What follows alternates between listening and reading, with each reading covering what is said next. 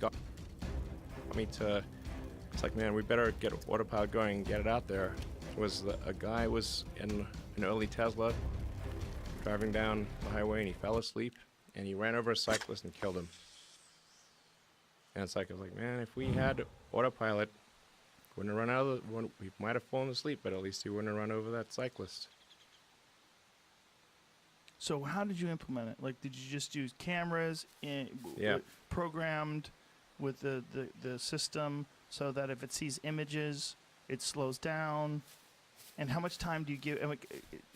Is the person who's in control of it allowed to program how fast it goes? Yes. Yeah, you can program it to be more or less like more conservative or like more aggressive driver. And you can say what speed you want it to, what speed is okay. I know you have ludicrous mode. Do you have douchebag mode? Well, it just cuts people off. Well, for lane changes, it's tricky because if you're in like LA, like unless you're pretty aggressive, right, it's hard to change lanes sometimes. You can't. It's hard to be Satnam. It's hard to be Namaste. Out here in LA. Yeah. If you want to hit that Santa Monica Boulevard off ramp. I mean, you got to be a little pushy. You got to be a little pushy. Yeah, especially on the when people freeway. are angry. Yes. They're a little angry. They don't want you in. They speed up. Sometimes, I think people like overall are pretty nice on the highway, even in LA, but sometimes they're not. Do you think the Neuralink will help that? Clink. Probably. Everybody be locked in together. This hive mind. Tunnels will help it. We're going to have traffic. That'll help a lot. Yeah. How many of those can you put in there? Nice thing about tunnels. Nice thing about tunnels is you can go 3D. So you can go many levels. Right. So until you hit hell. Yeah. But you could have 100 levels of tunnel. No problem. Jesus Christ. I don't want to be on 99. I want to be on 99, negative 99 floors. Whoo. This is one of the fundamental things people don't appreciate about tunnels is that it's not like roads. The fundamental issue with roads is that you have a 2D transport system and a 3D living and workspace environment. So you got all these tall buildings or concentrated work environments, and then you want to go into this like 2D transport system, which hugely inefficient, pretty low density because cars are spaced out pretty far, and so that obviously is not going to work. You're going to have traffic guaranteed. But if you can go 3D on your transport system, then you can solve all traffic. And you can either go 3D up with a flying car, or you can go 3D down with tunnels. And you can have as many tunnel levels as you want. You can arbitrarily relieve any amount of traffic. You can go further down with tunnels than you can go up with buildings. You're 10,000 feet down if you want. I wouldn't recommend it, but... What was that movie with, what's his face? Bradley Cooper, not Bradley Cooper. Christian, no, what the fuck's his name? Batman. Who was Batman? Christian Bale. Where they fought dragons, him and Matthew McConaughey. They went down deep into the earth. How far deep can you go? That was Batman. Yeah, it was. It was. Batman fought dragons? No. It wasn't Batman, but it was Christian Bale. Yeah, Rain of Fire. Rain of Fire. Okay. You never saw that? No. Terrible movie. Terrible movie, but good. I wouldn't recommend drilling super far down. Yeah, but you get real deep. It gets hot, right? Molten. Earth is a giant ball of lava with a thin crust on the top, which we think of as like the surface. This thin crust. And it's mostly just a big ball of lava. That's Earth. But 10,000 feet is not a big deal. Have you given any consideration whatsoever to the flat Earth movement? Haha. I think that's a troll situation. Oh, it's not. No, it's not. You would like to think that because you're a super genius. But I, as a normal person, I know there's people way dumber than me. And they really, really believe. They watch YouTube videos, which go on uninterrupted and spew out a bunch of fucking fake facts very eloquently and articulately. And they really believe. These people really believe. I mean, if it works for them, sure. Fine. It's weird, though, right? That in this age where, there's ludicrous mode in your car, goes 1.9 seconds, 0 to 60. 2.2. 2.2. Which one's 1.9? The Oh, Roadster? the next generation Roadster Okay. standard edition. Yeah. I'm on top of this shit. That's without. Standard edition. Yeah, so it's about the performance package. What performance package? Yeah. What the fuck do you need? We're gonna put rocket thrusters on it. For real? Yes. What are they gonna burn? Nothing. Ultra high pressure compressed air. Whoa. Just Gas, air? cold gas thrusters. Now, do you have to have air tanks, or are they Yeah. just sucking the air out of? Okay. Yeah, just have an electric pump. Whoa. Pump it up to like 10,000 psi. And how fast are we talking? 0 to 60. How fast do you want to go? I want to go. We could make it just instantaneously. fly. I want to go back in time. Make it fly. You make it fly. Sure. Do you anticipate that as being? I mean, you were talking about the tunnels and then flying cars. Do you really think that's going to be real? It's too noisy, and there's too much airflow. So the fundamental issue with flying cars. I mean, if you get like one of those like toy drones, think of how loud those are, and how much air they blow. Now imagine if that's like 1,000 times heavier. This is not going to make your neighbors happy. Your neighbors are not going to be happy if you land a flying car in your backyard. It'll be very helicopter-like. Or on your roof. They're just really going to be like, what the hell? That was annoying. Yeah. You can't even, like, if you want a flying car, just put some wheels on a helicopter. Is there a way around that? Like, what if they figure out some sort of magnetic technology, like all those Bob Lazar type characters were thinking that was a part of the UFO technology they were doing at Area 51? Remember, didn't they have some thoughts about magnetics? Nope. No bullshit. Yes. Really? Yeah, there's a fundamental momentum exchange with the air. So you must you must accelerate. There's a certain you have a mass and you have gravitational acceleration, and mass times your mass times gravity must equal the mass of airflow times the acceleration of that airflow to have a neutral force. So it's impossible mg equals to get ma, around. and then you won't move. But Right. if Okay. mg is greater than ma, you will go down. And if ma is greater than mg, you will go up. That's how it works. There's just no way around that. There is definitely no way around it. There's no way to create some sort of a magnetic something or another that allows you to. Technically, yes. You could have a strong enough magnet, but that magnet would be so strong that you would create a lot of trouble. You would just suck cars up into your car. Just pick up. I mean, axles and you'd shit. have to repel off of either material on the ground or in a really nutty situation off of Earth's gravitational field and somehow make that incredibly light. But that magnet would cause so much destruction, you'd be better off with a helicopter. So if there was some sort of magnet road, like you have two magnets and they repel each other, if you had some sort of a magnet road that was below you and you could travel on that magnet road, that would work. Ha ha ha. Yes. Yes, you could have a Yes. magnet road. A magnet road. Is that too ridiculous? No, it would work. You could Cement's do pretty that. ridiculous too, right? I would not recommend it.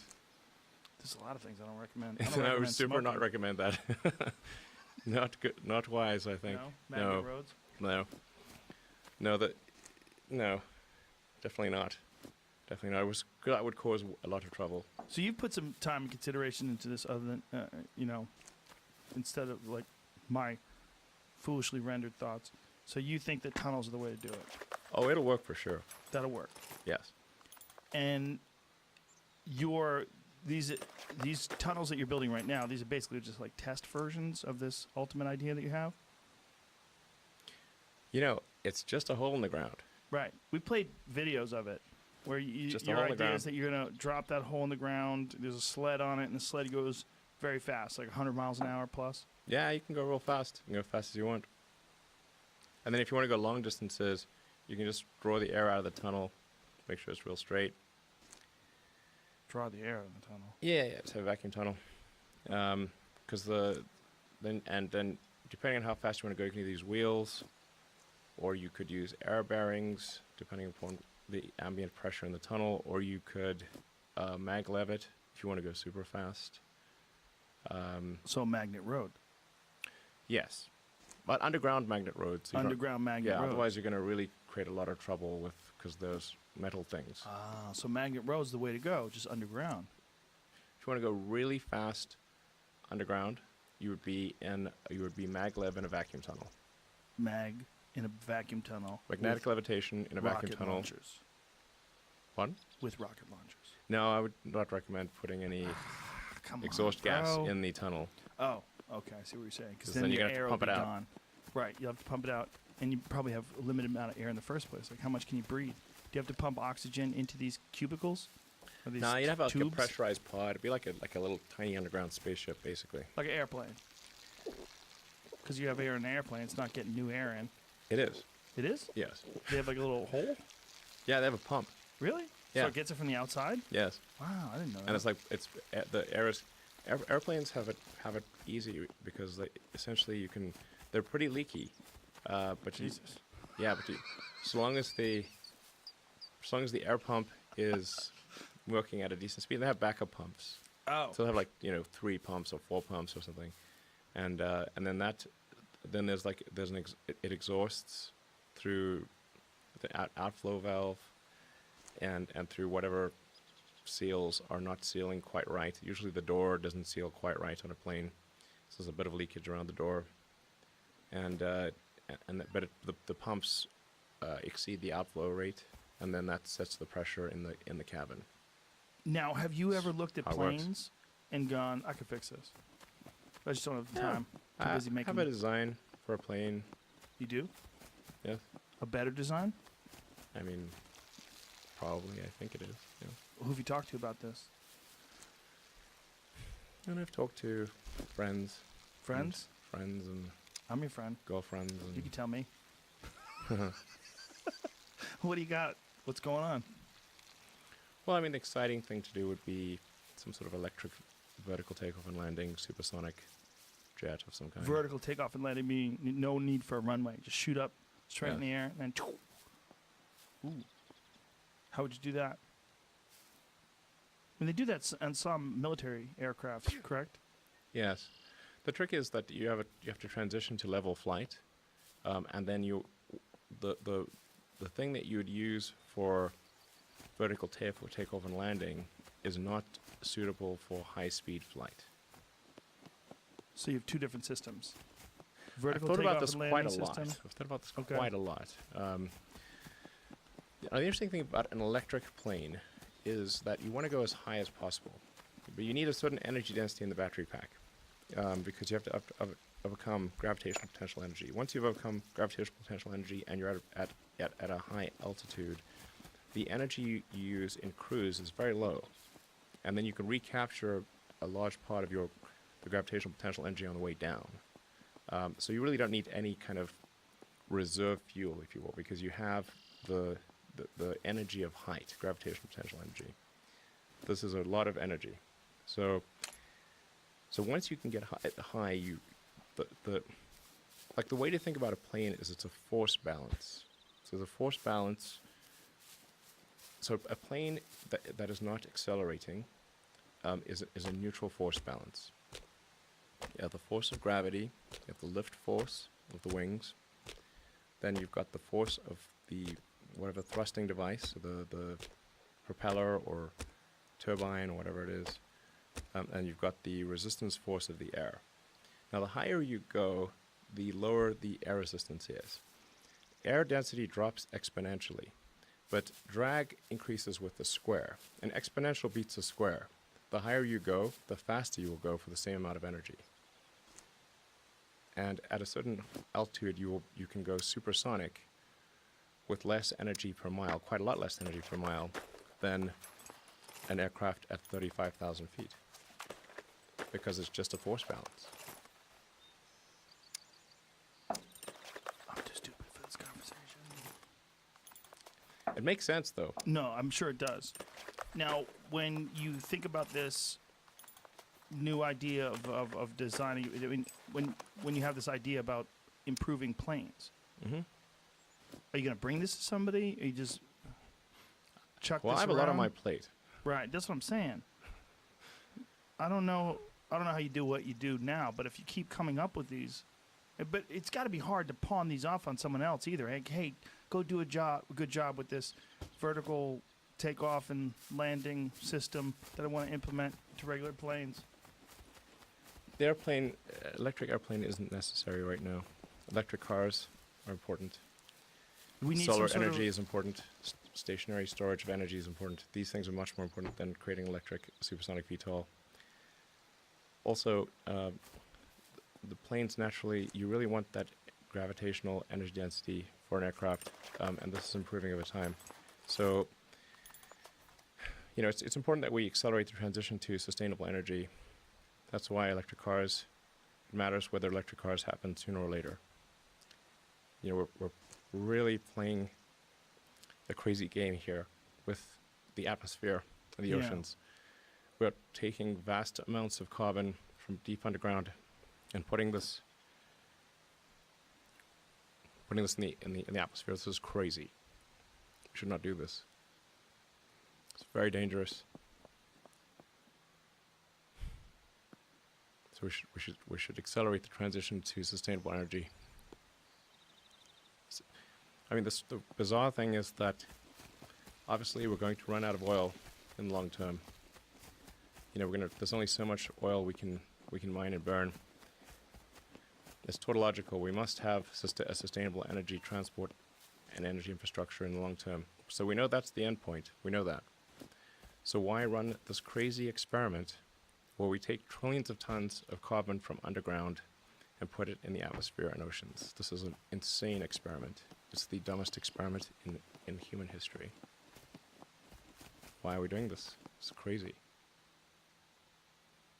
Do you think this is a product of momentum, that we started off doing this when it was just a few engines, a few 100 million gallons of fuel over the whole world, not that big of a deal, and then slowly but surely over a century it got out of control? And now it's not just our fuel, but it's also, fossil fuels are involved in so many different electronics, so many different items that people buy.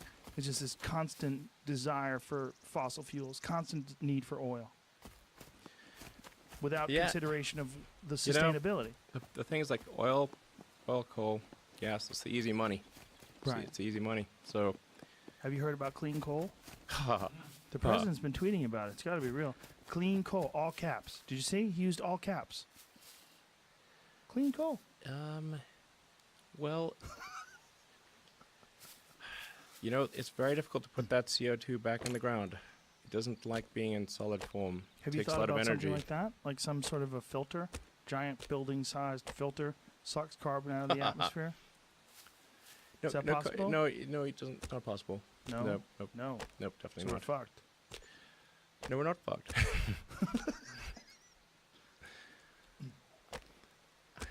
I mean, this is quite a complex question. Right.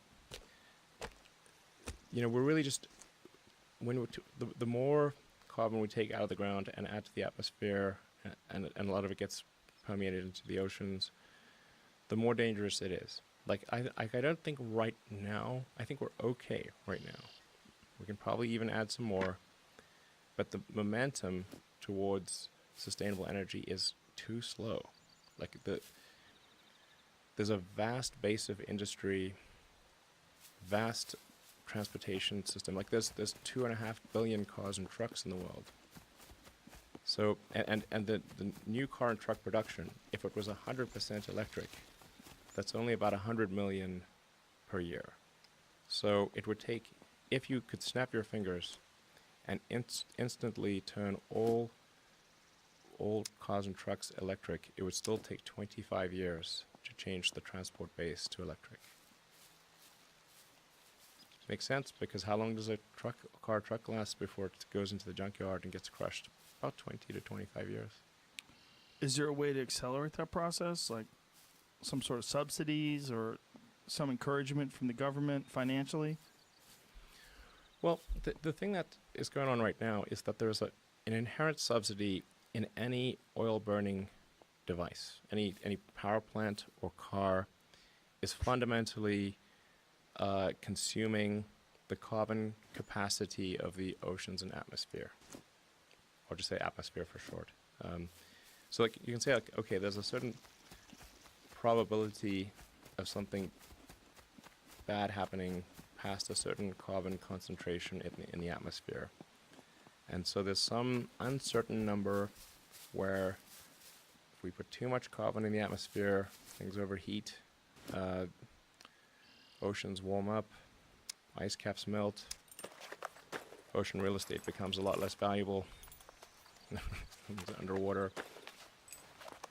But it's not clear what that number is. But it's definitely, scientists would all, it's really quite, the scientific consensus is overwhelming. Overwhelming. I mean, I don't know any serious scientists, actually zero, literally zero, who don't think that, that we have quite a serious climate risk that we're facing. And so there's fundamentally a subsidy occurring with every fossil fuel burning thing. Power plants, aircraft, car, frankly even rockets. I mean, rockets use up, they burn fuel. But there's just, with rockets there's just no other way to get to orbit, unfortunately.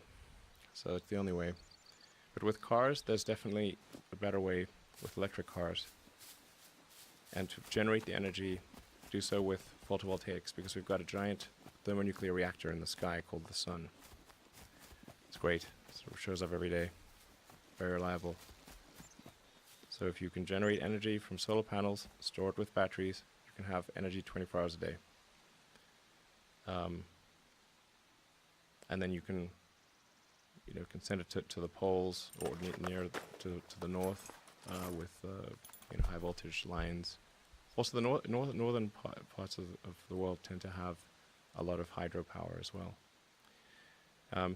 But anyway, all fossil fuel powered things have an inherent subsidy, which is their consumption of the carbon capacity of the atmosphere and oceans. So people tend to think like, why should electric vehicles have a subsidy? But they're not taking into account that all fossil fuel burning vehicles fundamentally are subsidized by the environmental cost to Earth. But nobody's paying for it. We are going to pay for it, obviously. In the future, we will pay for it. It's just not paid for now. Now, what is the bottleneck in regards to electric cars and trucks and things like that? Is it battery capacity? Yeah, we've got to scale up production. Got to make the car compelling. Make it better than gasoline or diesel cars. Make it more efficient in terms of like the distance it can travel. Yeah, you got to be able to go far enough, recharge fast. And your Roadster, you're anticipating 600 miles. Is that correct? Yeah. What is that? 600 miles. Is that right now? Like, have you driven one 600 miles now? No, we could totally make one right now that would do 600 miles. But the thing is, it's too expensive. So, like the car's got to. How much more so? Well, just have a 200 kilowatt hour battery pack, and you can go 600 miles. Right, versus what do you have now? 330 mile range. But that's plenty for most mile range. people. What is that in terms of kilowatts? Well, that would be for Model S 100 kilowatt hour pack. Will do about 330 miles, maybe 335. But some people have hypermiled it to 500 miles. Hypermiled it? What does that mean? Yeah, just like go on 45 miles an hour or something? Yeah, they're like 30 miles an hour or something. It's like on level ground with, you pump the tires up really well and go on a smooth surface, and you can go for a long time. But you can like definitely comfortably do 300 miles. Is there This is fine for most people.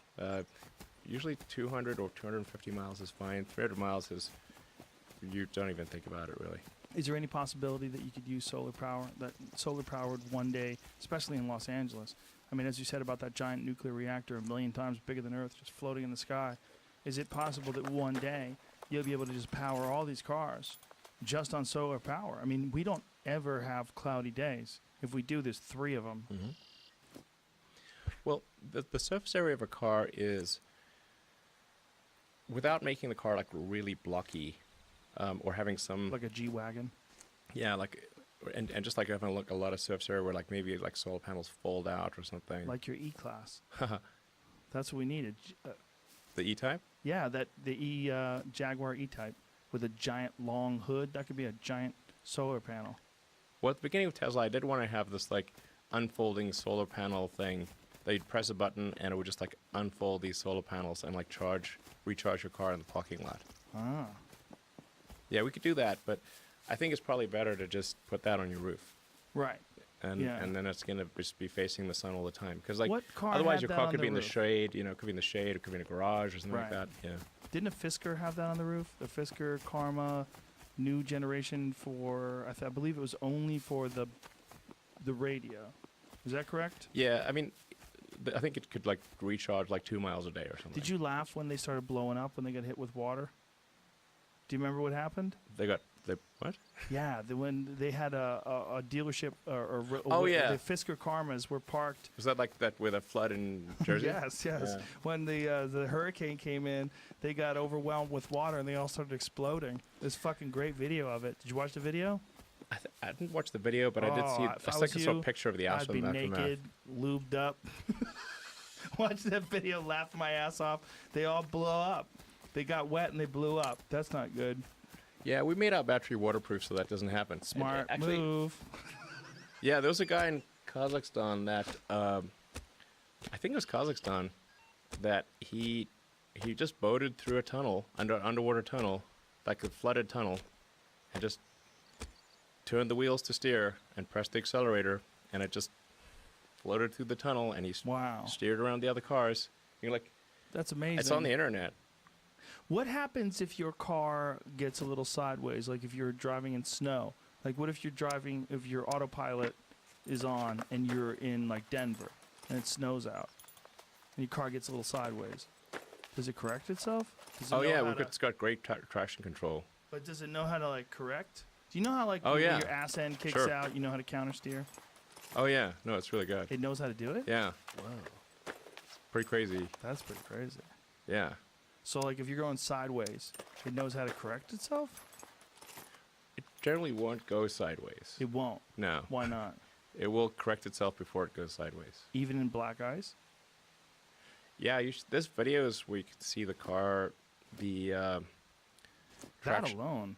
traction control system is very good. It makes you feel like Superman. It's great.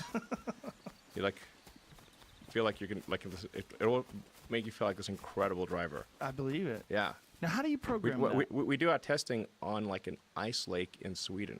Oh, really? Yeah, and like Norway and Canada and a few other places. Porsche does a lot of And- that too. New Zealand as well. They do a lot of they do some of their driver training school on these frozen surfaces. Mhm. So you're just the car's going sideways whether you like it or not, and you have to learn how to slide into corners and how to adjust. Well, electric cars have really great traction control because the reaction time is so fast. Right. So with a gasoline car, you've got a lot of latency. It takes a while for the engine to react, and but for electric motors, incredibly precise. That's why, like, you can imagine, like if you had like a printer or something, you wouldn't have a gasoline engine printer. That would be pretty weird. Or like a surgical device. It's going to be an electric motor on the surgical device on the printer. Gasoline engine's going to be just chugging away. It's not going to have the reaction time. But to an electric motor, it's operating at the millisecond level. So it can turn on and off traction within like inches of getting on like let's say you drive a patch of ice, it'll turn traction off and then turn it on a couple inches right after the ice. Like if there's a little patch of ice. Because in the frame of the electric motor, you're moving incredibly slowly. You're like a snail. You're a snail. You're just moving so slowly. Because it can see at 1,000 frames a second.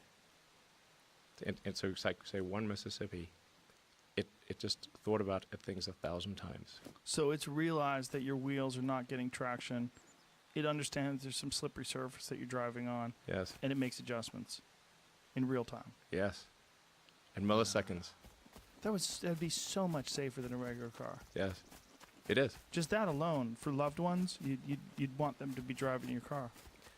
Yes, I'm on board. Fuck motors, dude. Fuck regular motors.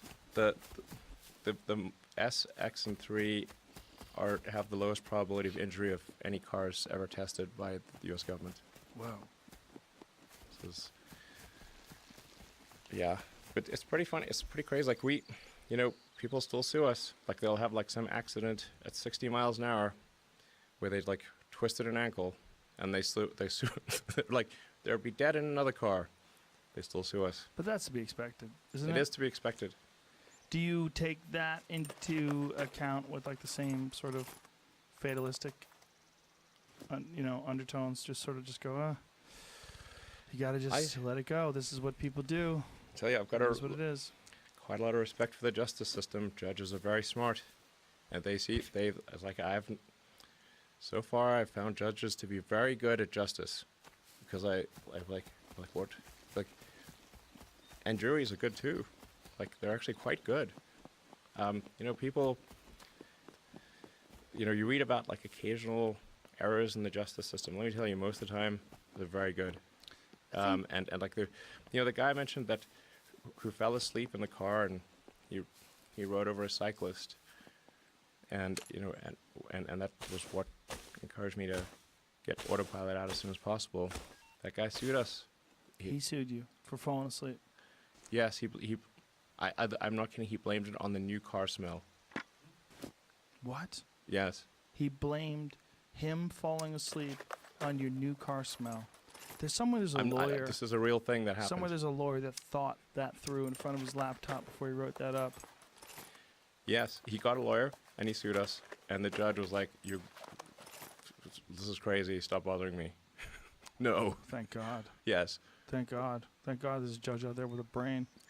I tell you, judges are very good. Some of them. What about that judge I that have a sent lot those of boys up the river in Pennsylvania, who was selling those kids out? You know about that story? Nope. Yeah, judge was selling young boys to prisons. He was literally under bribes for. Was this an elected judge or he was sometimes you have a judge that's like actually a politician. No, he was an elected judge. This is a very famous story. Okay. He's in jail right now, I think, for the rest of his life. And he put away. He would take like a young boy would do something like steal something from a store, Okay. and he would put him in detention for 5 years, something like ridiculously egregious. And they investigated his history, and they found out that he was literally being paid off. Was it by private prisons? Is that what the deal was? There was some sort of but anyway, this judge is two judges. Two judges. Kids for Cash scandal is what it's called. Yeah. 2008. Yeah. Common pleas judges. So I think they are elected. And who was paying them? Someone. It was proven to the point where they're in jail now that someone was paying them to put more asses in the seats in these private prisons. Like $1 million payment to put them in the youth centers builder. $1 million payment. Yeah. I do think it's this private Some prisons judges. thing is creating a bad incentive. Dark. Right. Yes. But I mean, that judge is in prison. Thank God. Yes. But I, for people who think perhaps the justice system consists entirely of judges like that, I want to assure you this is not the case. The vast majority of judges are very good. I agree. And they care about justice, and they could have made a lot more money if they wanted to be a trial lawyer. And instead, they cared about justice, and they made less money because they care about justice. And that's why they're judges. I feel that same way about police officers.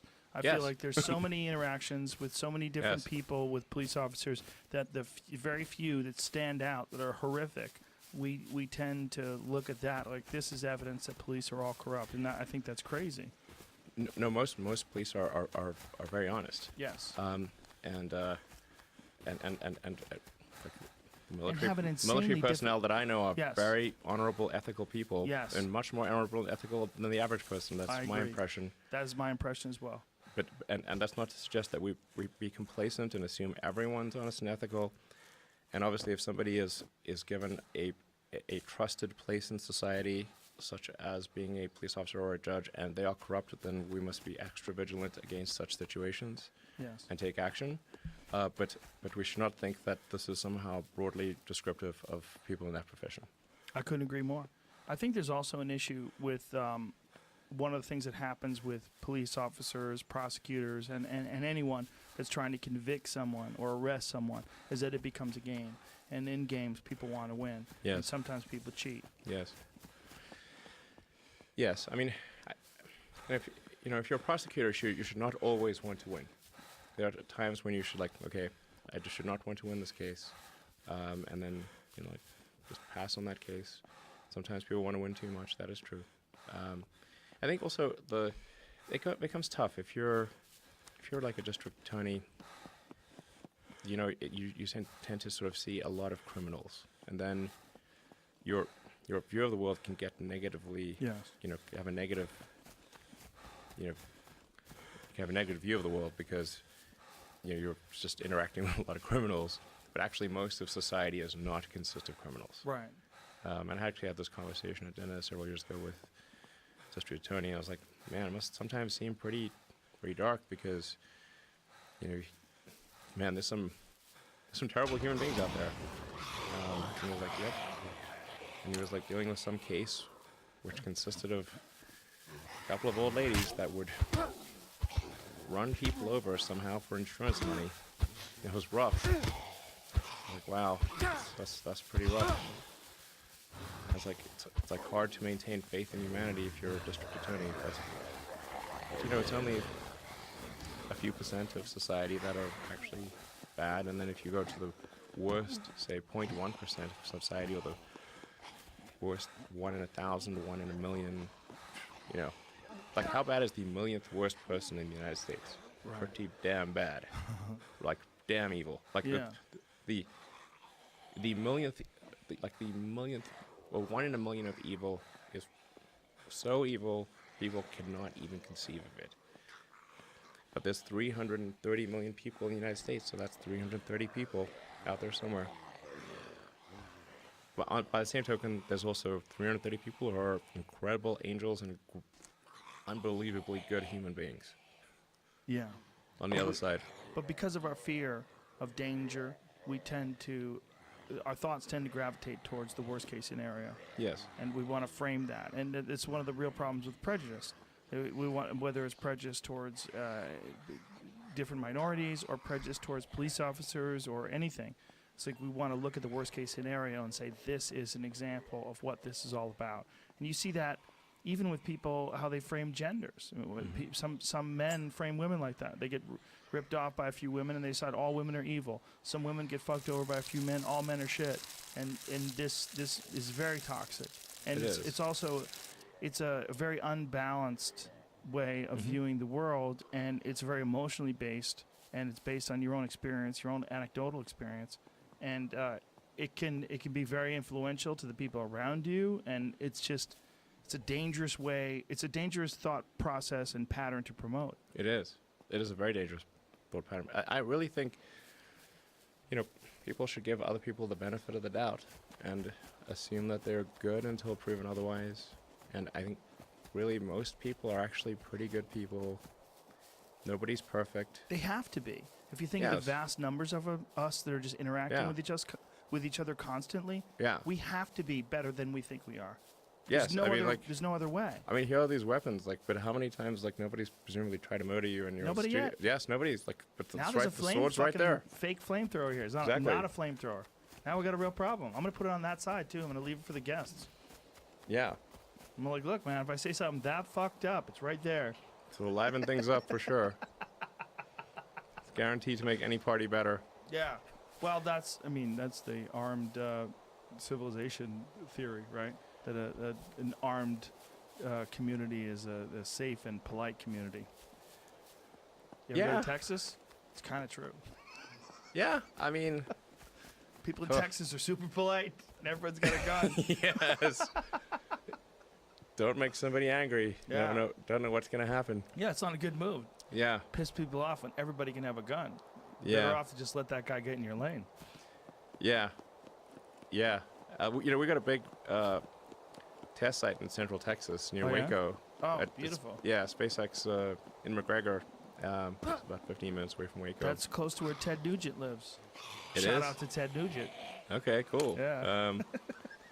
Yeah, we have lots of fire and loud explosions and things, and I people, bet. they're cool with it. They don't give a fuck out there. They're very supportive. Yeah, you can buy fireworks where your kids go to school. Yeah, it's dangerous. Yeah, but it's free. It's free. There's something about Exactly. Texas that's very enticing because of that. It is dangerous, but it's also free. Right. Yeah. Yeah. I kind of like Texas, actually. Well, I prefer it over places that are more restrictive but more liberal, because you could always be liberal. Like, just because things are free and just because you have a certain amount of, right-wing type characters, it doesn't mean you have to be that way. No. And honestly, there's a lot of those people that are pretty fucking open-minded and let you do whatever you want to do. As long Right. as you don't bother them. Yeah, exactly. That's my hope right now with the way we're able to communicate with each other today and how radically different it is than generations past, is that we all the dust settles. We all realize, like what you were saying, that most people are good. Most people are good. The vast majority. Yes. I think you should give people the benefit of the doubt, for sure. I think you're right. Yeah. You know what could help that? What- Mushrooms. Don't you think? They're delicious. Yeah, right? Yeah. They're good for you, too. Yeah. All of them. All kinds of them. What do you see in terms of, like, when you think about the future of your companies, what do you see as, like, bottlenecks? That's more. Sure. Thank you. What do you see in terms of, like, bottlenecks of things that are holding back innovation? Is it regulatory commissions and people that don't understand the technology that are influencing policy? Like, what could potentially be holding you guys back right now? Is there anything that you would change? Yeah. Like, That's a good question. I wish politicians were better at science. That would help a lot. that's a problem. Yes. There's no incentive for them to be good at science. There isn't. Actually, they're pretty good at science in China, I have to say. Are they? Yeah, the mayor of Beijing is, I believe, an environmental engineering degree, and the deputy mayor is a physics degree. I met them. And the mayor of Shanghai is really smart. And You're up on technology. What do you think about this government policy of stopping use of Huawei phones? And there's something about the worry about spying. From what I've understand from real tech people, they think it's horseshit. oh, Like phones. I don't know. Like the government say, don't buy Huawei phones. Is that? Are you up on that at all? No. Should we just abandon this idea? Well, I think, I guess if you have like top secret stuff, then you want to be pretty careful about what hardware you use. But like most people do not have top secret stuff, Right. and like nobody really cares what porn you watch, Right. and like or Yeah.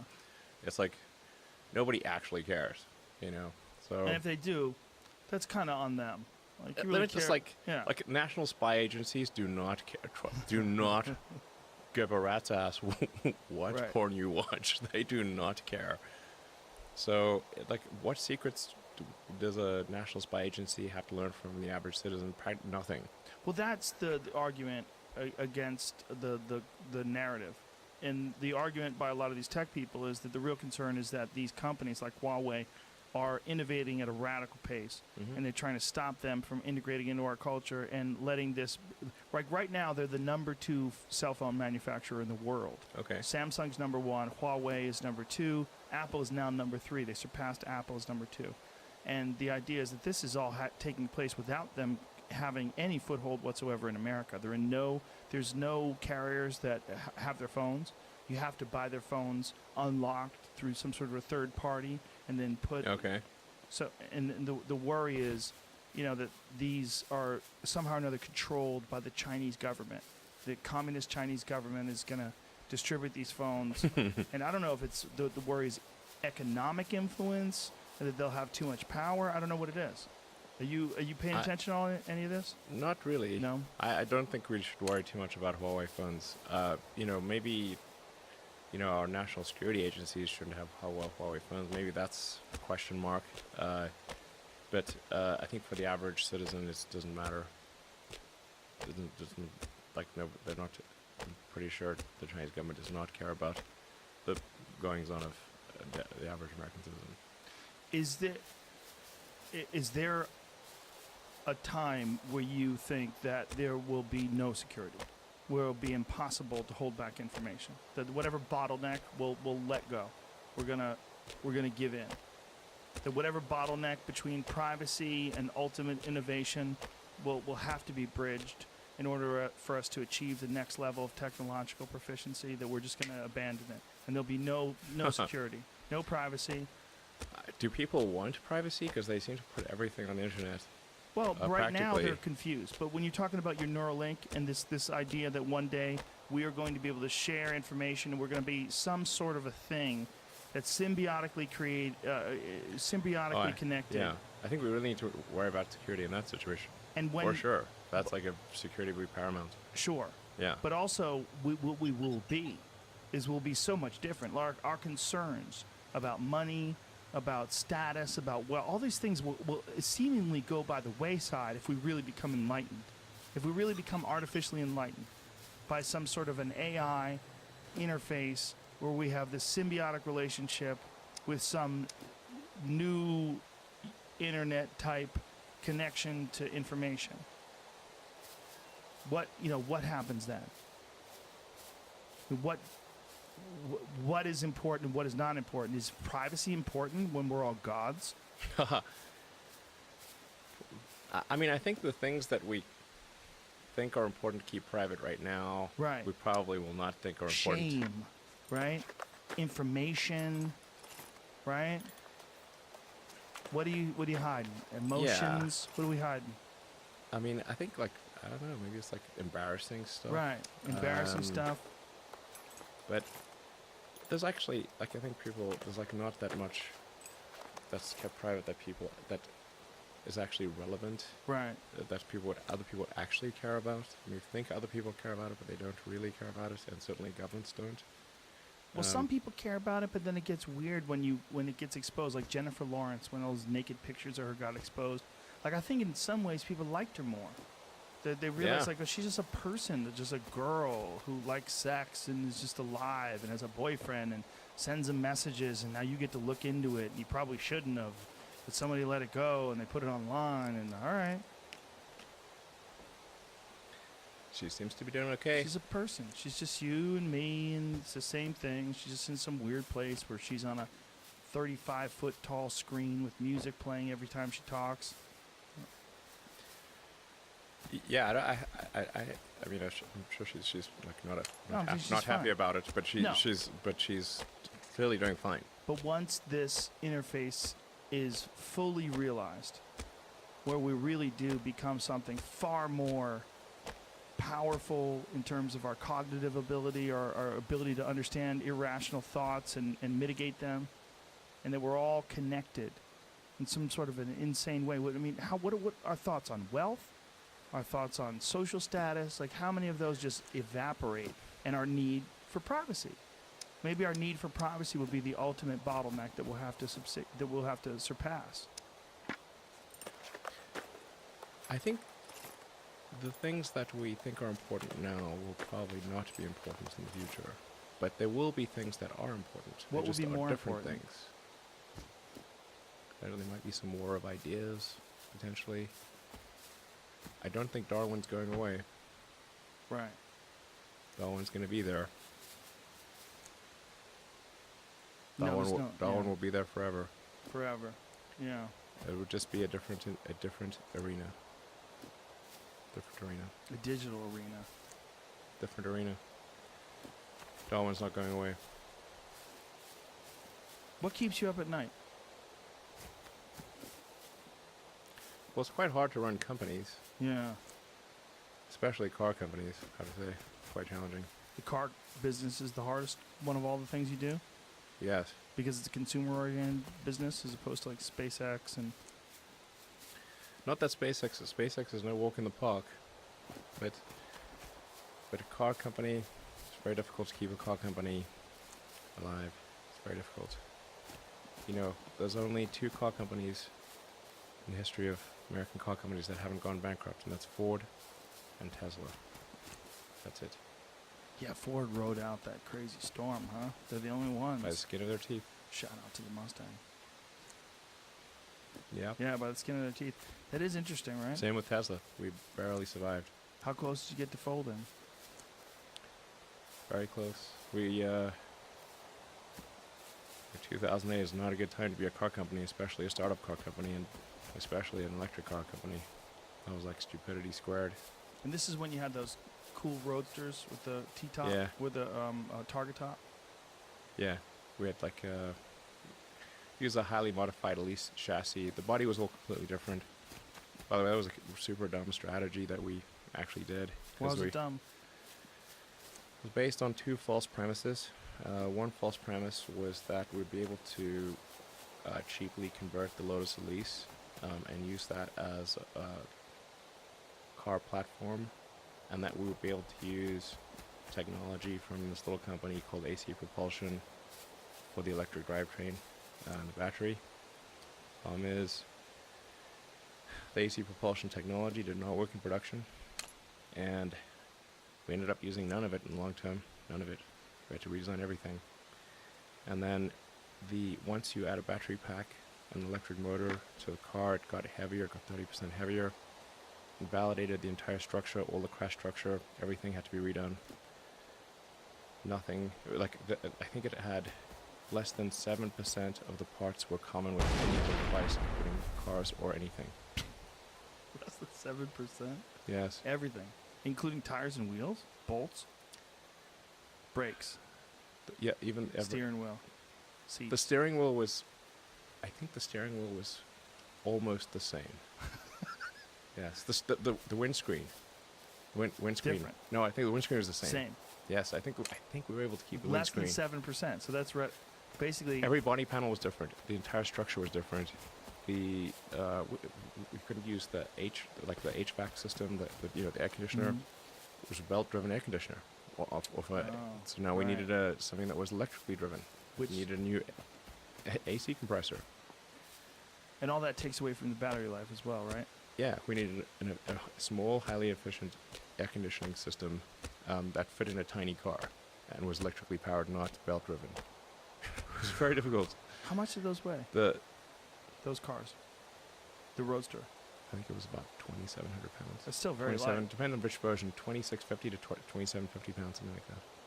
And what was the weight distribution? It was about 50. Well, there were different versions of the car. So it was about 55 on the rear. It was That's not bad. rear bias. Right, but not bad. Like considering like a 911, which is like one of the most popular sports cars of all time, heavy rear end bias. Well, I mean, yeah, the 911. I think the joke is like they managed to do it despite Newton not being on their side. Yeah. If you're fighting Newton, it's very difficult. Well, It's like you've got the moments of inertia on a 911 don't make any sense. they do once you understand them. Once you understand, you don't want to how- hang the engine off the Right. ass. This is not a wise move. You don't want to let up on the gas when you're in a corner.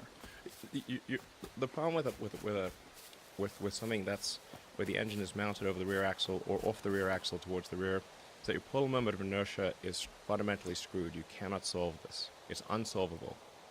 You're screwed. Pull Right. moment of inertia is you're screwed. Right.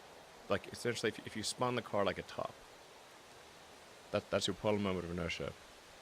You're just. I promised I wouldn't swear on this show, by the way. Really? Yes. To who? So it's my friend. Tell that friend to go fuck himself. Who told you not to swear? A friend. That's not a good friend. Yes. That Only friend I would needs swear. to realize you're fucking Elon Musk. Do whatever you want, man. If you ever get confused, call me. I'll swear in private. Swear Okay. up a storm. Just say frickin'. It's a fun way. There's like old house moms, wives and shit that have children. Oh, this frickin' thing. Yeah. But anyway, like the Porsche, it's Okay. kind of incredible how well Porsche handles, given that it's the physics, Yes. moments of inertia are so messed up. To actually still make it work well is incredible. Well, if you know how to turn into the corner, once you get used to the feeling of it, there's actual benefits to it. You know, there are some Oh, benefits. I enjoy the car I had before Tesla was a 911. Oh, okay. That was 997 or 6? yeah 997. yeah Yeah. Great car, man. yeah. I mean, particularly on the Porsche Turbo when they had the variable vanes, the turbo, and you didn't have the turbo lag. That was great. Yeah. That was really great. The turbo lag was like, you floor it, like phone home, call your Right. mom. The older ones, Like, right? about an hour later, the Yeah. car accelerates. And super dangerous, too, because then the real wheels start spinning. And Yeah. Yeah. There's something fun about it, though, like feeling that rear weight kicking around. You know, and again, No, it's it's great. not efficient. It had a good feel to it. Yeah. Yeah, I agree.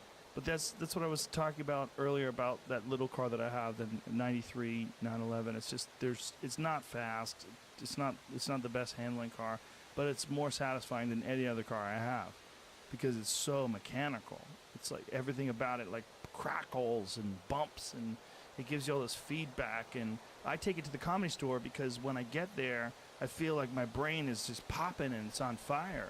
It's like a strategy for me now that I really stopped driving other cars there. I drive that car there just for the brain juice, just for the interaction. I mean, you should try Model S P100D. I'll try It'll blow it. your mind out of Okay. your skull. Okay. Yeah. Tell me what to order. I'll order it. Model S P100D. Okay. Jamie, That's write it down. that's the car that I drive. Okay. Okay, I'll get with the car you drive. Okay. It will blow your mind How out of far your can skull. I drive? I believe you. How Yeah. far can I drive? How far About can 300 I go? miles. That's good. For LA regular days. That's You'll good. never notice the battery. Never. Never. How hard is it to get like one of them crazy plugs installed in your house? That difficult? No, it's super easy. It's like, yeah, Didn't it's you- like a dryer plug. It's like a dryer outlet. Didn't know? you come up with some crazy tiles for your roof that are solar paneled?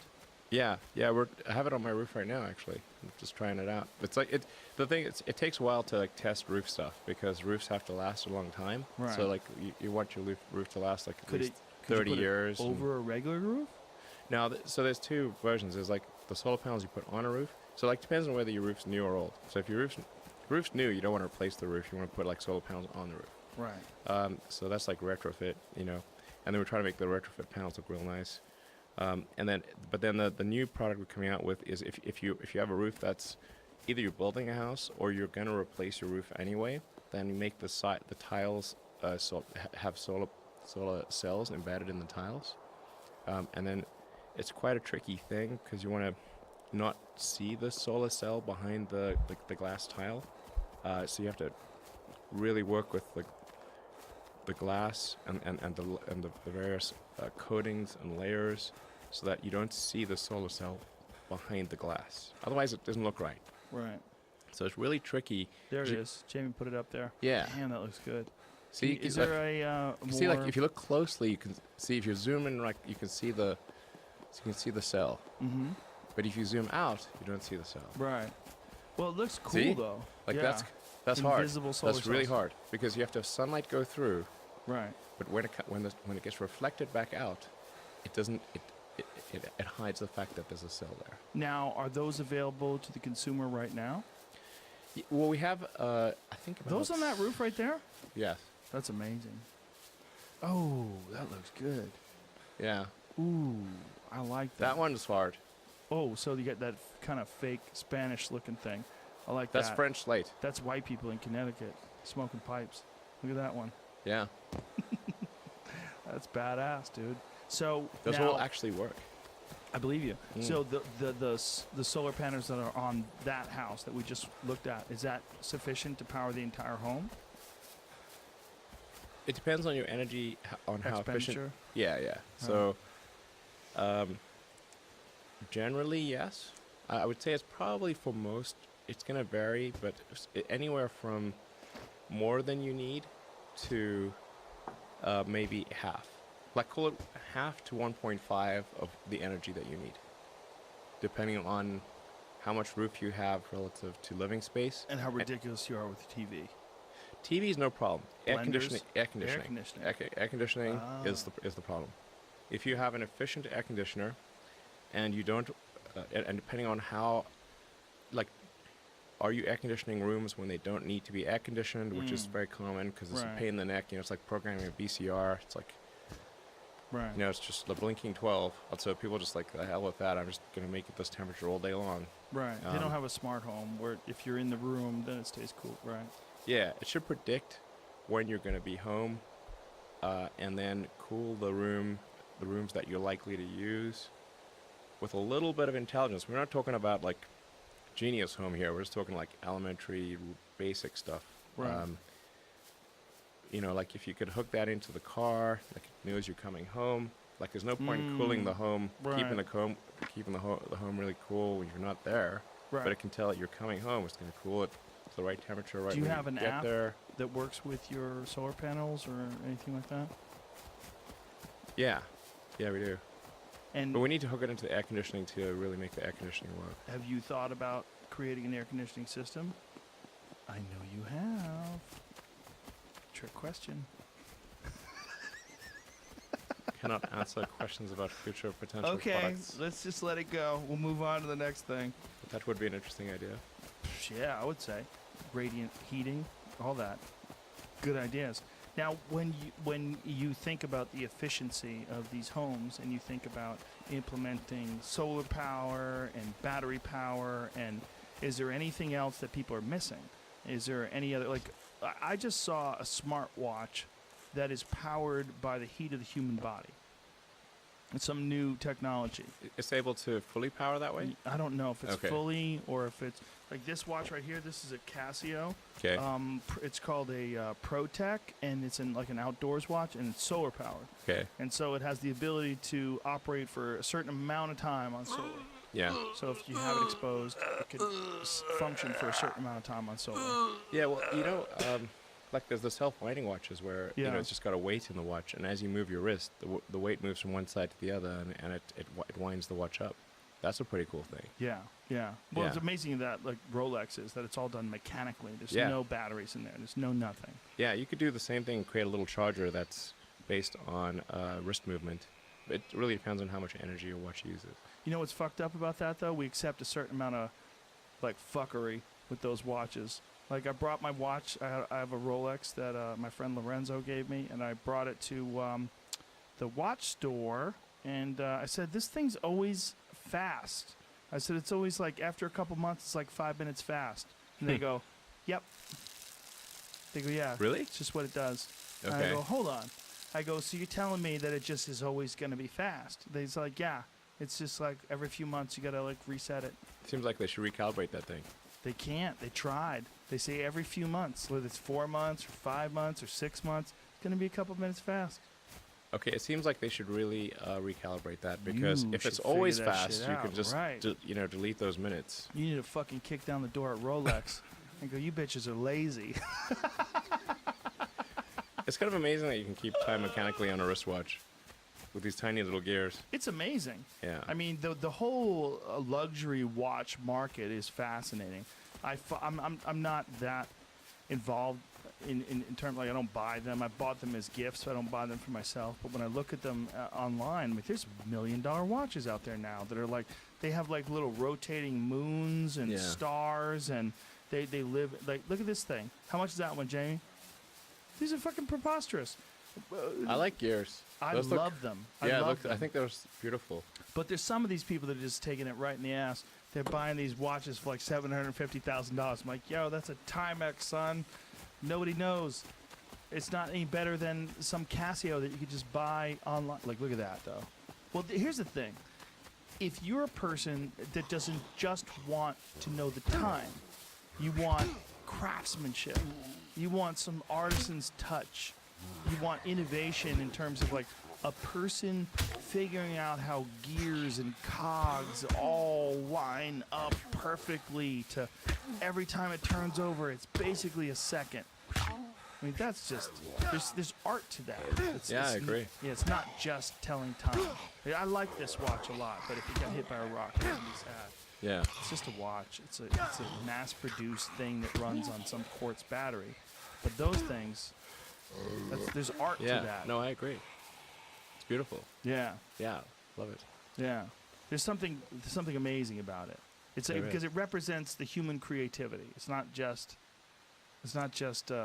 electronic innovation. There's a person's work in that. Yes. But you don't have a watch on. No. Ever? I used to have a watch. What happened? My phone tells the time. So Good point. What if you lose your phone? Wait, hold on. True. Let me guess. You are a no case guy. that's correct. Living on the edge. Living on the You edge and without Neil a case. deGrasse Tyson. Neil deGrasse Tyson was in here last week. I marveled at his ability to get through life without a case. That's right. You know, he takes his phone and he flips it in between his fingers, like a soldier would do with his rifle. He Really? just rolls that shit in between his fingers. Yeah, Okay. marvelous. Wow. He says that's the reason why they do it. He said, when you look at someone who has a rifle, why would they do that? Why would they flip it around like that? Right. So that when it goes to drop, they have it in their hand. They catch it quickly. So that's Yeah. what he does with his phone. He's just flipping his phone around all the time. I got that in Mexico. I was hoping it holds joints. Does it do anything? It seems to open. No, it's just As a whole. just a hole. Good storage. Store things Yeah. in there. But like, try to put a joint in there, close it. You put like one blunt. One. But it seems pretentious, you know? That's the idea behind it. I bought it when I was in Mexico because I figured it would be a good size to hold joints.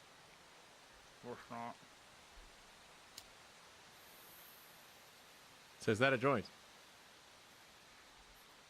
Or is it a blunt. cigar? No, Okay. it's marijuana it's inside weed. of tobacco. Oh, okay. So it's like pot tobacco Yeah. posh. You never had that? Yeah, I think I tried one once. Come on, man. You want some of it? You probably can't because of stockholders, right? I mean, it's legal, right? It's totally legal. Okay. How does that work? Do people get upset at you if you do certain things? There's Uh, tobacco and marijuana in there. That's all it is. The combination of tobacco and marijuana is wonderful. First turned onto it by Charlie Murphy and then reignited by Dave Chappelle. There you go. Plus whiskey. Haha, exactly. Perfect. Balances it out. I mean, I'm a firm believer in alcohol that. is a drug. It's been grandfathered in. Well, it's not just a drug. It's a drug that gets a bad rap. Because if you just have a little, it's great. Fine. Yeah, a little sip here and there, and your inhibitions are relaxed, and it shows your true self, and hopefully you're more joyous and friendly and happy, and everything's good.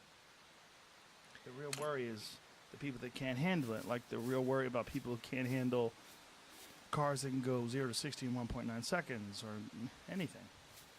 Have you ever considered something that, like, imagine if one day everyone has a car that's on the same, at least technological standard as one of your cars.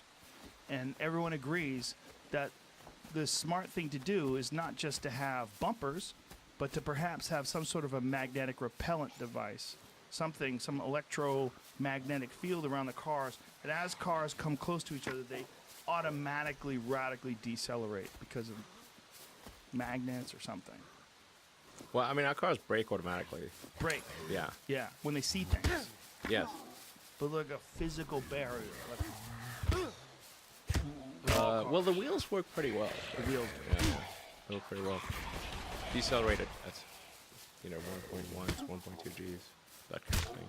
Is there a concern that one day all your cars will be on the road and that there'll still be regular people with regular cars 20, 30 years from now that'll get in the mix and be the main problem? Yeah, I think it'd be sort of like, there was a time of transition where there were horses and gasoline cars on the road at the same time. It's been pretty weird. Oh, that'll be the weird. Yeah. I mean, horses were tricky. Back in Manhattan had like 300,000 horses. You figure like a horse lives 15 years. Got 20,000 horses dropping dead every day. Or every year, I should say. Every year is 20,000 horses if there's 300,000 horses in 15-year lifespan. Back in the Gangs in New York days. That movie? Yeah. Yeah. It's a lot of dead horses, and then you need a horse to move the horse. Right. And they'll probably get pretty freaked out if they have to move a dead horse. Do you think they know what's going on? Yeah, they I think mean, their it's got to friend's be tired. like pretty weird. Like, No, I would why imagine. am I dragging this dead, horse around? And I'm a horse.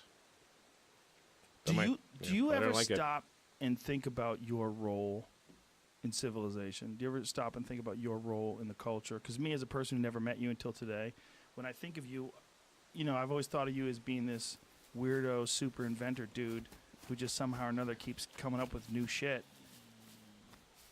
But there's not a lot of you out there. Like, everybody else seems to be, I mean, obviously you make a lot of money, and there's a lot of people that make a lot of money. You like that clock? Yeah. Pretty This dope, is right? great. This is a great clock. Yeah, you want one? I'll get you one. Sure. Okay. Done. I like weird things like this. Oh, this is the coolest. It's TGT Promotion. What is this? TGT Studios? TGT Studios? Yeah. It's a gentleman who makes all this by hand. Yeah, it's really cool. My study is filled with weird devices. Well, get ready for another one. All right. I'm sending it your way. Cool. You want a werewolf too? I'll hook you up. All right. I'll take one. One werewolf and one clock coming up. Do you think about your role in the culture? Because me, as a person who never met you until today, I've always looked at you and like, wow, like, how does this guy just keep inventing shit? Like, how do you keep coming up with all these new devices? And what do you ever consider how like, I had a dream once that there was 1 million Teslas. Instead of like one Tesla, there was 1 million Teslas. Okay. Not Chesley the car, but Nikola. Oh, yeah, sure. And that in his day, there was 1 million people like him who were radically innovative. It was a weird dream, man. It was so strange. And I've had it more That than would once. result in very rapid technology innovation, that's for sure. It's one of the only dreams in my life I've had more than one time. Okay. Like where I've woken Wow. up and it's in the Okay. same dream. I'm in the same dream. And in this dream, it's 1940s, 1950s, but everyone is severely advanced. There's flying blimps with like LCD screens on the side of them, and everything's bizarre and strange. And it stuck with me for whatever, and obviously this is just a stupid dream, but for whatever reason, all these years that stuck with me. Like, it takes one man like Nikola Tesla to have more than 100 inventions that were patents, right? I mean, he had some It's pretty great. pretty fucking amazing ideas. Yes. But there was, Definitely. in his day, there was very few people like him. Yeah, that's true. What if there was 1 million? Like, what? And then Things this would is, advance very quickly. right. But there's not 1 million Elon Musks. There's one, motherfucker. Do you think about that? Or you just try to not?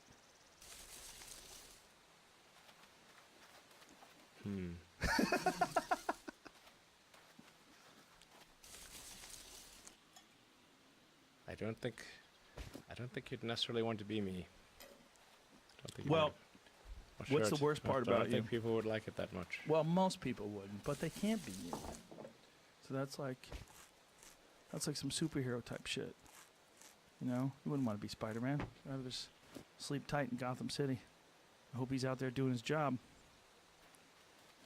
It's very hard to turn it off. Yeah. What's the hardest part? Might sound great if it's Means turned sleep? on, but what if it doesn't turn off? Now, I showed you the isolation tank, and you've never experienced that before. No. I think that could help you turn it off a little bit, just for the Okay. night. Yeah, just give you a little bit of sleep, a little bit of perspective. There's magnesium that you get from the water as well that makes you sleep easier because the water has Epsom salts in it. But maybe some sort of strategy for sacrificing your or not sacrificing, but enhancing your biological recovery time by figuring out a way, whether it's through meditation or some other ways, to shut off that thing at night. Like, you must have like a constant stream of ideas that's running through your head all the time. You getting text messages from chicks? No. I'm getting text messages from From the manager? friends saying, "What the hell are you doing smoking weed?" Is that bad for you? It's legal. It's I government mean, approved. It's not, I'm not a regular smoker of weed. How often do you smoke it? Almost never. How's I it mean, feel? I don't actually notice any effect. Well, there you go. There was a time where I think it was Ram Dass or someone gave some Buddhist monk a bunch of acid, Okay. and he ate it, and it had no effect on him. I doubt that. I would say that too, but I've never meditated to the level that some of these people have, where they're constantly meditating all day. They don't have any material possessions, and all of their energy is spent trying to achieve a certain mindset. I would like to cynically deny that. I'd like to cynically say, they just fucking think the same way I do. They just hang out with flip-flops on and make weird noises. But maybe no. You know, I know a lot of people like weed, and that's fine. But I don't find that it is very good for productivity. For you. Not for me. Yeah, I mean, I would imagine that for someone like you, it's not. Someone like you, it would be more like a cup of coffee, right? You want a yerba think it's- mate. Yeah, it's more like the opposite of a cup of coffee. What do it's you like like? a cup of coffee in reverse. Oh, weed is. Yeah. No, I'm saying you would like more like what would be beneficial to you would be like coffee. I like to get things done. I like to be useful. That is one of the hardest things to do, is Yeah. to be useful. When you say you like to get things done, like Yes. in terms of like what Like to get things gives done. you satisfaction, when you complete a project, when something that you invent comes to fruition and you see people enjoying it, that feeling.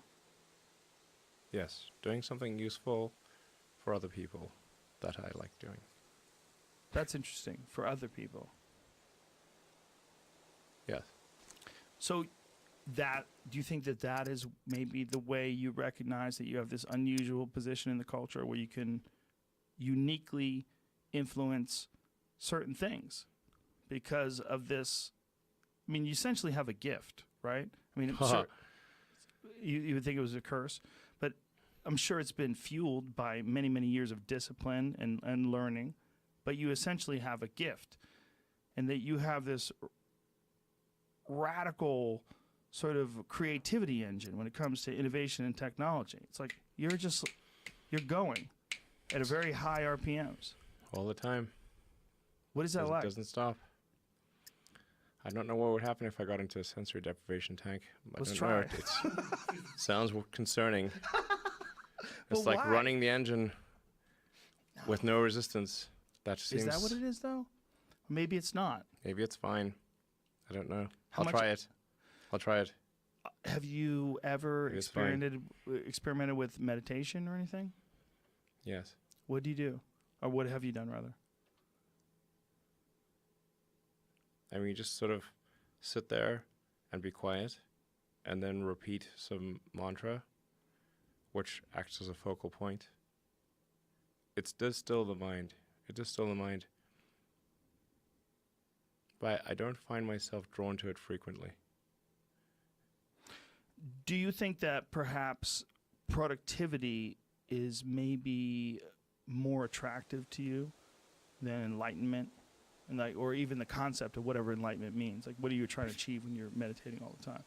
With you, it seems like almost like there's a franticness to your creativity that comes out of this burning furnace, and in order for you to like calm that thing down, you might have to throw too much water on it.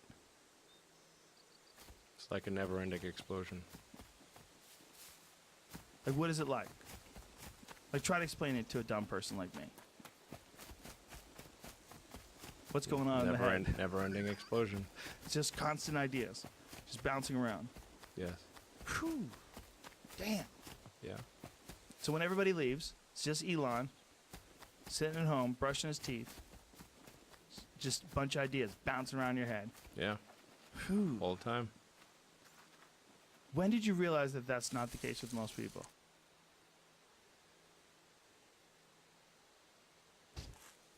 I think when I was, 5 or 6 or something, I thought I was insane Why'd you think you were insane?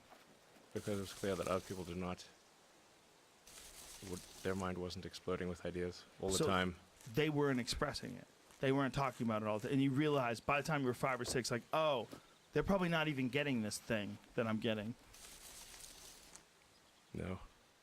It was just strange. It was like, and strange. That was my conclusion. I am strange. But did you feel diminished by it in any way? Like knowing that this is a weird thing that you really probably couldn't commiserate with other people? They wouldn't understand you? I hope they wouldn't find out, because they might like put me away with something. You thought that For a second, yes. when you Like- were little? Yeah, I knew they put people away. What if they put me away? Like when you were little, you thought this? Yes. Wow. Like you thought this is so radically different than the people that are around me. If they find out I got this stream coming in. Yeah. Wow. But, you know, I was only like 5 or 6. So like, Do you think this is like, I mean, there's outliers biologically. You mean there's people that are 7'9", there's people that have giant hands, there's people that have eyes that are 20/15 vision. There's always outliers. Do you feel like you like caught this? Like you have got some, you're like on some weird innovation, creativity sort of wave that's very unusual. Like you tapped into. I mean, just think of the various things you've been able to accomplish in a very short amount of time, and you're constantly doing this. That's a weird. You're a weird person, right? I agree. Yeah. Like, what if there's a million Elon Musks? Well, that would be very, very weird. Woo. Woo. Yeah, it'd be pretty weird. I agree. Real weird. Definitely. Yeah. What if there are a million Joe Rogans? Oh, there probably is. There's probably 2 million. I mean, I think that's the case with a lot of folks. Yeah, I mean, but like, you know, my goal is like try to do useful things, try to maximize the probability the future is good, make the future exciting, something you look forward to, you know. With with Tesla, we're like trying to make things that people love. You know, it's like not like how many things can you buy that you really love, that really give you joy? So rare, so rare. I wish there were more things. That's what we're trying to do. Just make things that somebody loves. When you think about so making things that difficult. someone loves, like, do you specifically think about like what things would improve people's experience? Like what would change the way people interface with life that would make them more relaxed or more happy? You really think, like when you're thinking about things like that, is that like one of your considerations? Like what could I do that would help people that Yeah. maybe they wouldn't be able to figure out? Yeah, like what are the set of things that can be done to make the future better? Like, so I think that a future where we are a spacefaring civilization and out there among the stars, this is very exciting. This makes me look forward to the future. This makes me want that future.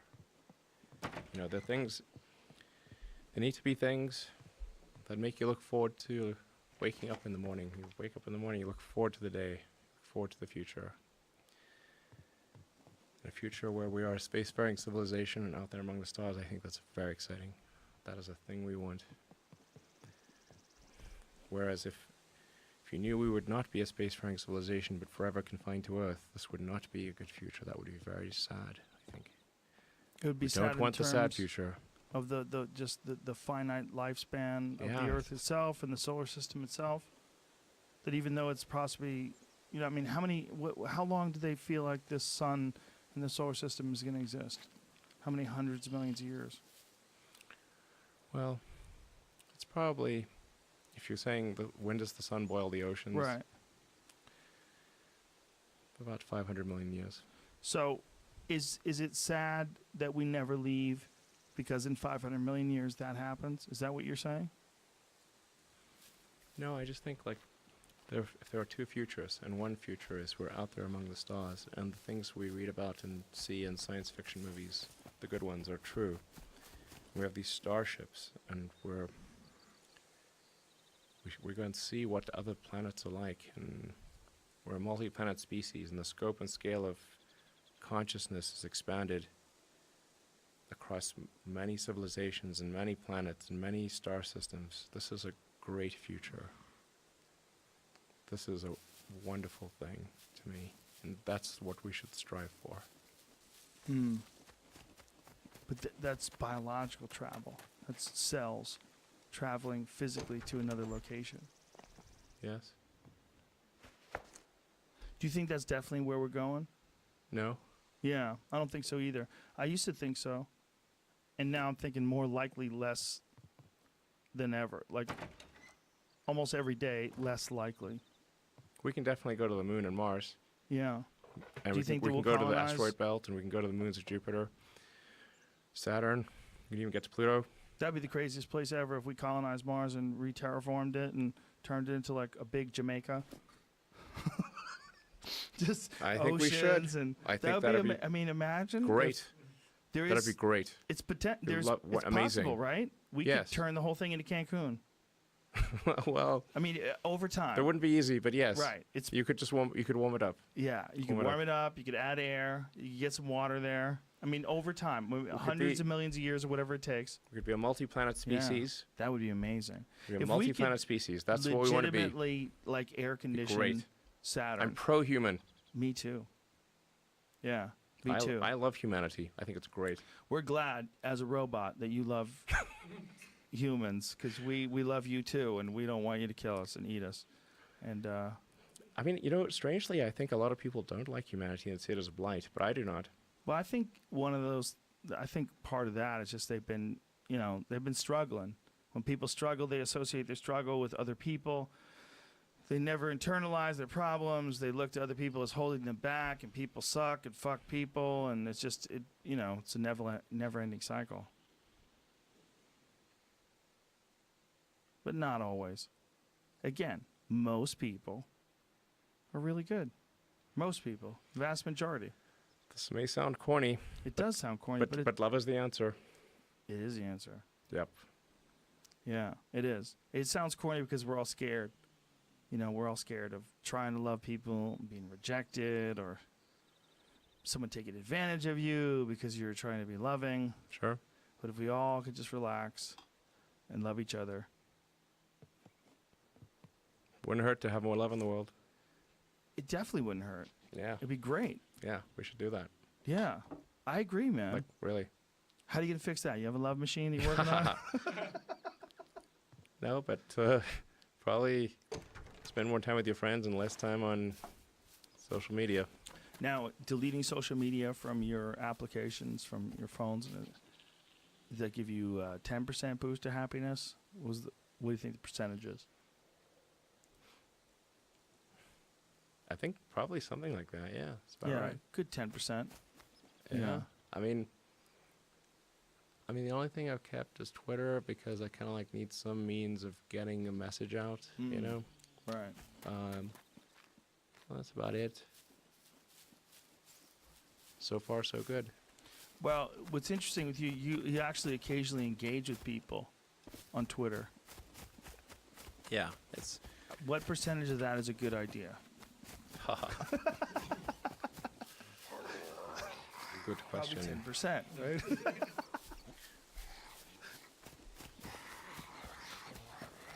It's hard. It's mostly, I think it's on balance more good than bad, but there's definitely some bad. So Do you ever hopefully the good outweighs the bad.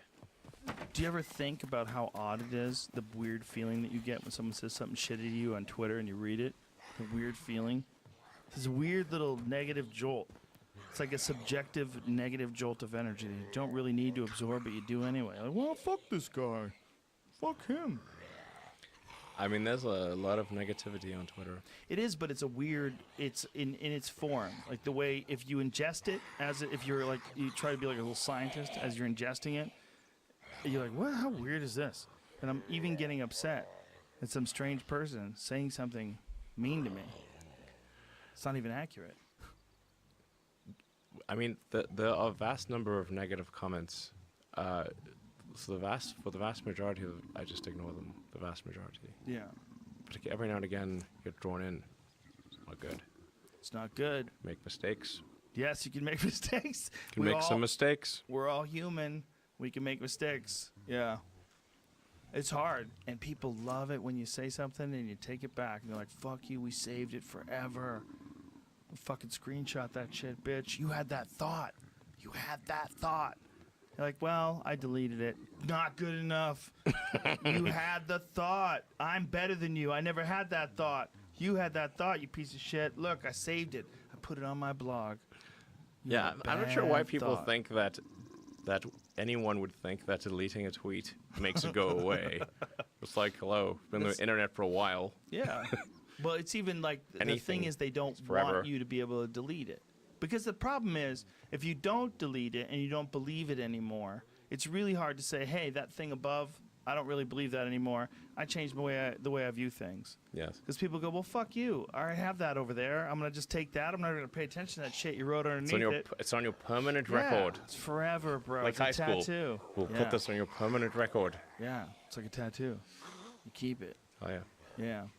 Well, it's this thing where there's a lack of compassion. It's a lack of compassion issue. People are just like intentionally shitty to each other all the time online and trying to catch. Yeah. They're more trying to catch people doing something that's arrestable, like a cop trying to like get, arrests on his record. It's like they're trying to catch you with something more than they're logically looking at it, thinking it's a bad thing that you've done, or that it's an idea they don't agree with so much they need to insult you. Trying to catch you. Yeah. I mean, it's way easier to be mean on social media than it is to be mean in person. Yes. Way easier. Yeah. Yes. It's weird. It's not a normal way of human interacting. It's True. cheating. We're not supposed to be able to interact so easily with people we're not looking at. Yes. You would never do that. You'd never be so mean to somebody looking in their eyes. And if you did, you'd feel like shit. Most people. Yeah, unless you're a sociopath, you'd feel terrible. Yes. Elon Musk, this has been a pleasure. Yeah. Likewise. It really has been. It's been an honor. Thank you for having me.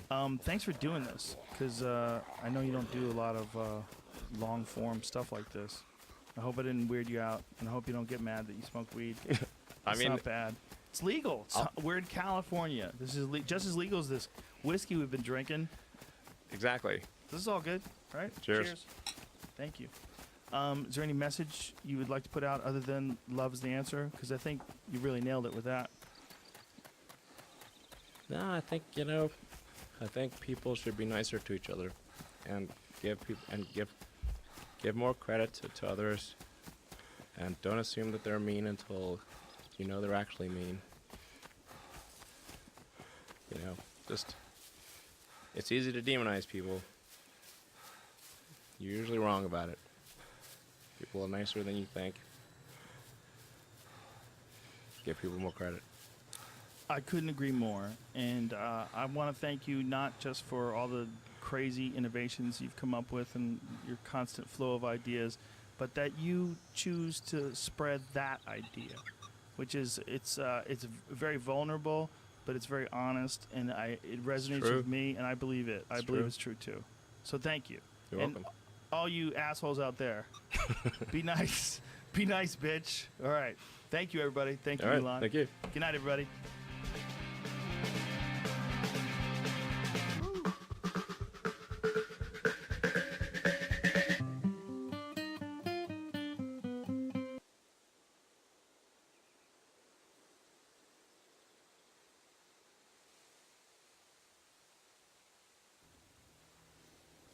Boom, and we're live.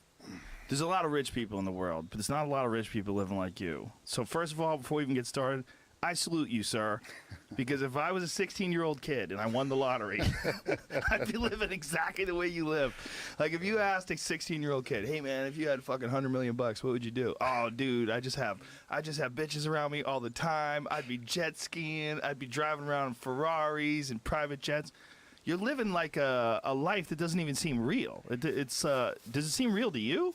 Now it seems normal, as crazy as that sounds. Just I've been doing it for a while, but that's actually kind of exactly what I did. I was, I think it started in maybe like 2011, 12. So I had a girlfriend for about 2 or 3 years, and she was like pretty happy. She was a Playmate. She had like 100,000 followers, and she was gonna move to LA to become famous and this and that. And we ended up breaking up.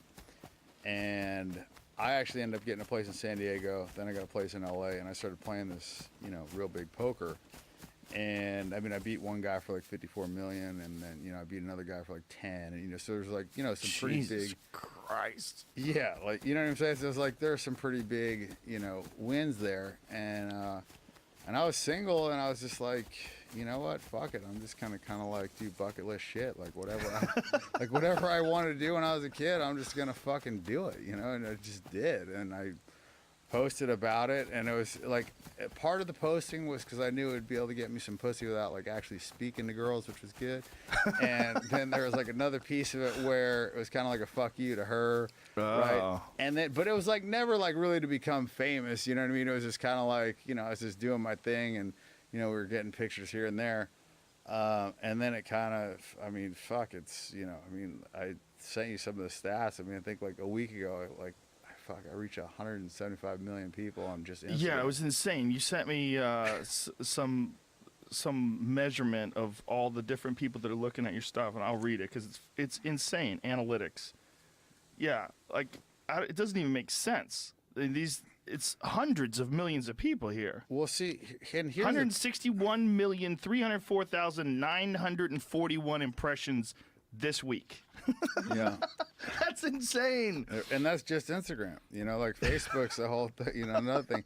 And it's really underrepresented because first of all, everybody else is buying all their followers and their likes and all their shit. Right. So theirs is like really inflated. And also I got actually kind of like the opposite because I got a lot of people that are looking at my shit. They can't really be seen looking at my shit. You know what I mean? Like there's like some big producer, I won't say his name, but like every time I post a girl, like they get hit up in the D. And this is like a big, like fucking done like $100 million movies and shit. And he's like hits them all up, So there's like a lot of these dudes that just stalk me out, like this Paul Marciano. This fucking guy is like every time I like post a chick, she's got a guest campaign now, So it's like. It's kind of funny, Well, it's great for them too, then. Well, but what I'm saying is like they're not actually like officially following me. Right. They didn't click that button, but they're watching my shit. They're stalking you it's from eyes afar. on target. Yeah. Yeah. So they hit that search button, and you're at the top of the list always because they're always searching you. That's funny. Seems like it. So how long has this been going on? When did you start making all these crazy posts, and when did this gambling rampage start? Well, I mean, I've been a gambler for a long time, but I think.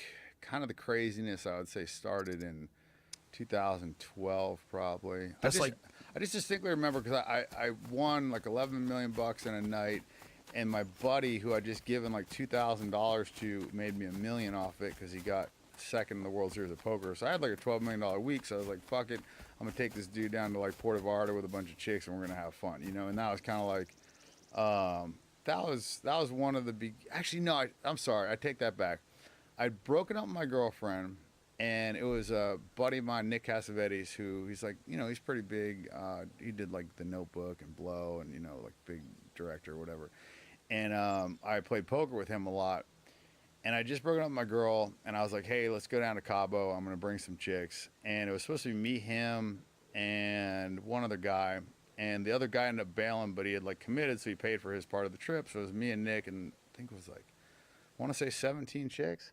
And I remember I had sex 9 times in one day. I was like so proud of myself, right? I think by the end I was like, it was like dust was coming out, It was like, and it was funny because I didn't even want to have sex the 9th time, but it was just kind of like a matter of principle. It's like if a billionaire is walking down the street and he sees $100 bill, he's just always gonna pick it up. You know what I mean? Right. That was me. I didn't get a lot of pussy when I was younger, so it's like if a hot chick wanted to fuck me, like I didn't even care if I wanted to bang her. It was just like out of obligation. So 17 girls. Yeah.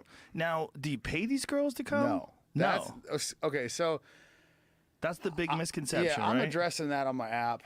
I actually. You have an app. Yeah, I got an app coming out, and I'm just gonna basically. But you know what? I'll give it to you for free. Thank you. So, I'm not opposed to paying for sex. Like I mean, I have in the past. Like I've fucked thousands of girls. So it's like and I've paid for maybe like 10 or 20, something like that. And it's not because I have any moral dilemma about it, and it's not because I think it's wrong. In fact, I think like sex for money is one of the most like pure interactions because the guy gets what he wants, the girl gets what she wants. There's no bullshit. I think like this whole like sugar daddy, sugar baby thing is the biggest fucked up part because then the guy's like pretending to like the girl. He's pretending he's not fucking other girls.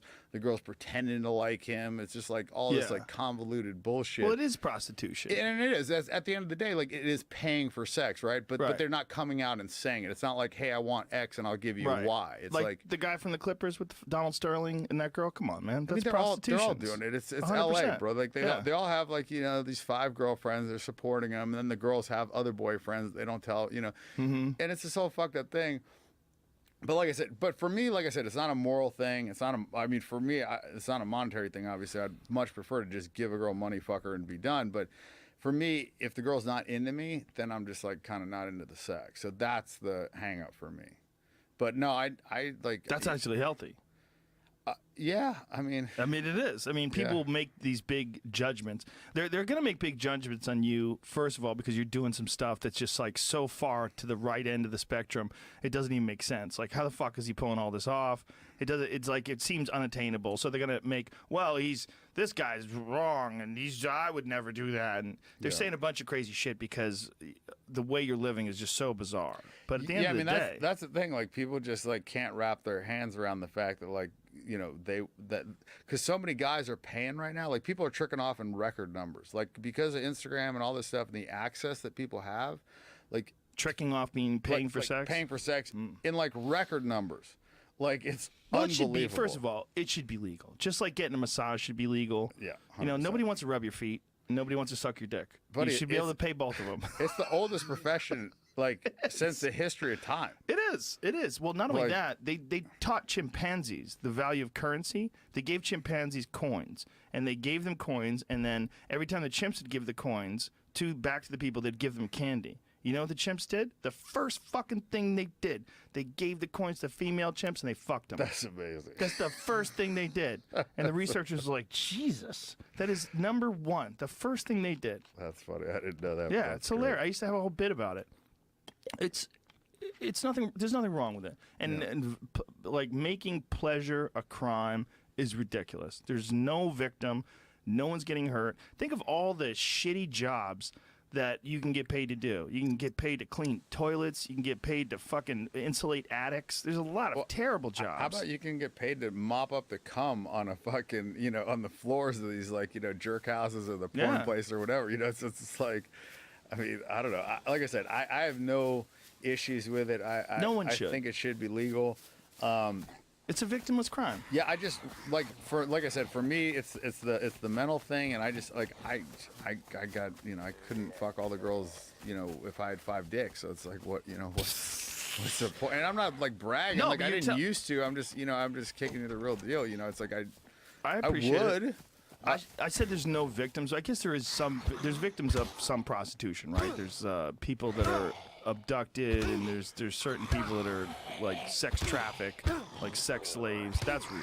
But we're not talking about that. Yeah, but we're talking about that's exactly what you said though. That's sex slavery. That's not really like a girl saying, "Hey, I want X or Y." That's her saying, "Hey, you got to do this, or you're getting your ass beat." Yeah, there's a way big difference between that and a lot of what you see in LA. As these girls, they want to wear the nice purses and have nice shoes, or they don't really want a job, and they want to live in a nice apartment, but they don't want to work. How do I work this out? And by the way, getting back to your last thing, if it was legal, there wouldn't be, the pimp saying, "Hey, you're going to do this, you're going to get your ass beat." It would all be regulated. Just like drug dealers. Yeah, and also then they'd be getting, tested, and there'd just be like a whole regulated system. Exactly. I mean, as much as I hate pain pills, and as much as I've lost friends to pain pills and oxys and all this different shit, there's no fucking wars being fought over it. There's not blood in the streets of Juarez, Mexico over pain pills. All that shit is over drugs that are illegal. Yeah. As soon as those drugs become legal,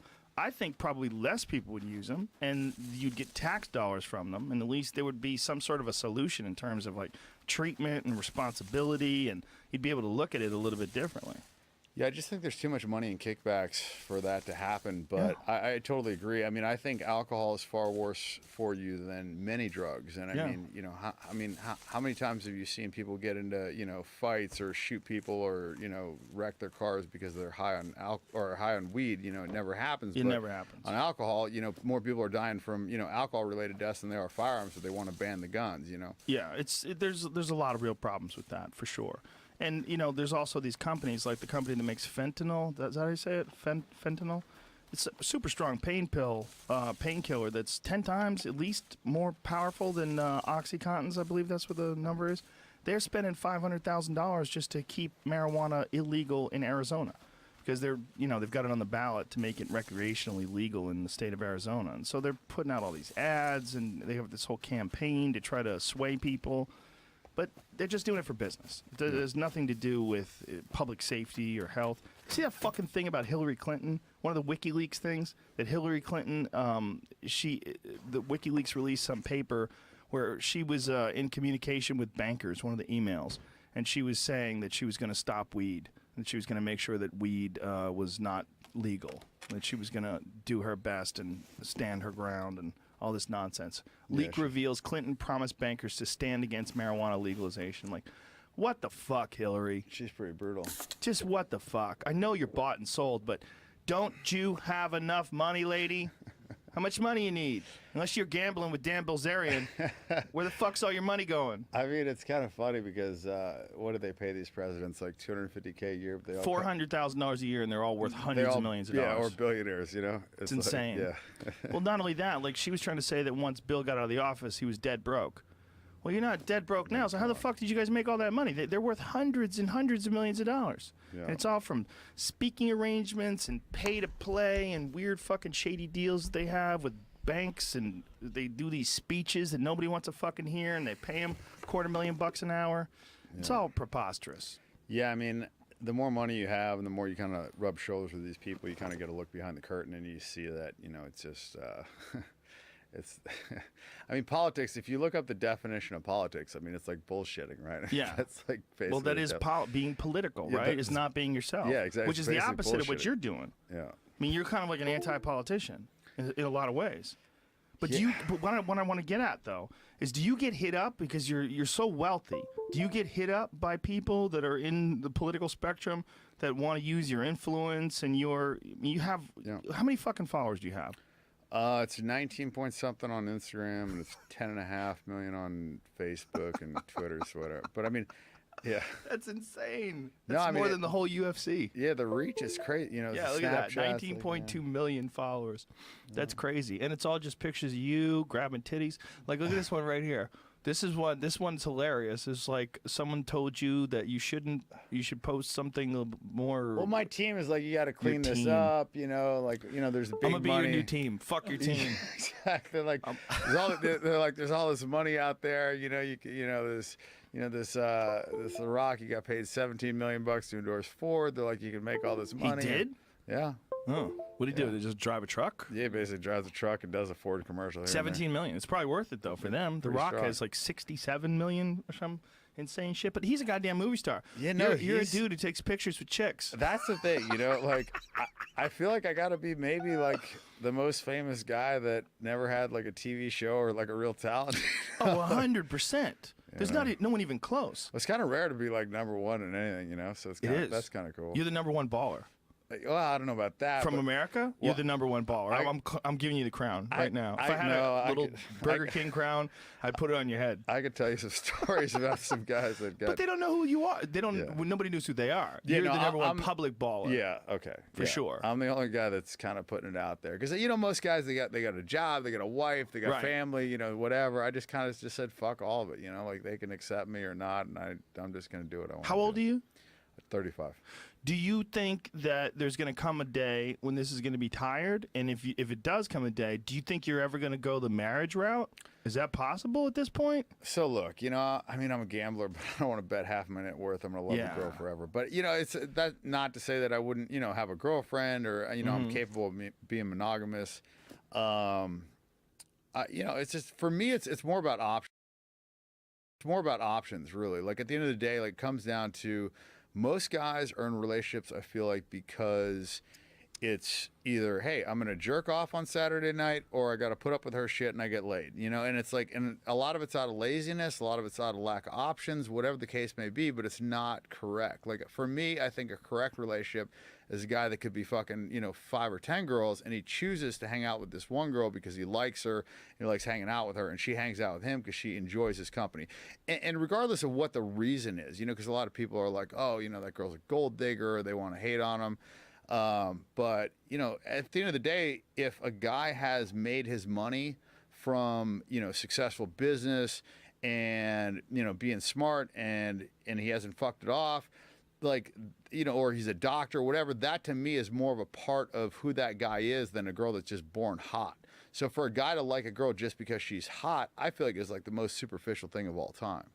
Well, I mean, she has to be nice too. She can't. I mean, hopefully she does. But I'm saying a lot of guys are with a girl just because she's hot, and they don't really get as much shit as a girl that's with a guy because he's successful or because he has money. It's true. It is true. It is true. Like the guy who earned that money, it's his character and his willpower and his discipline that's allowed him. His smarts has allowed him to earn that money, or he just got lucky as fuck.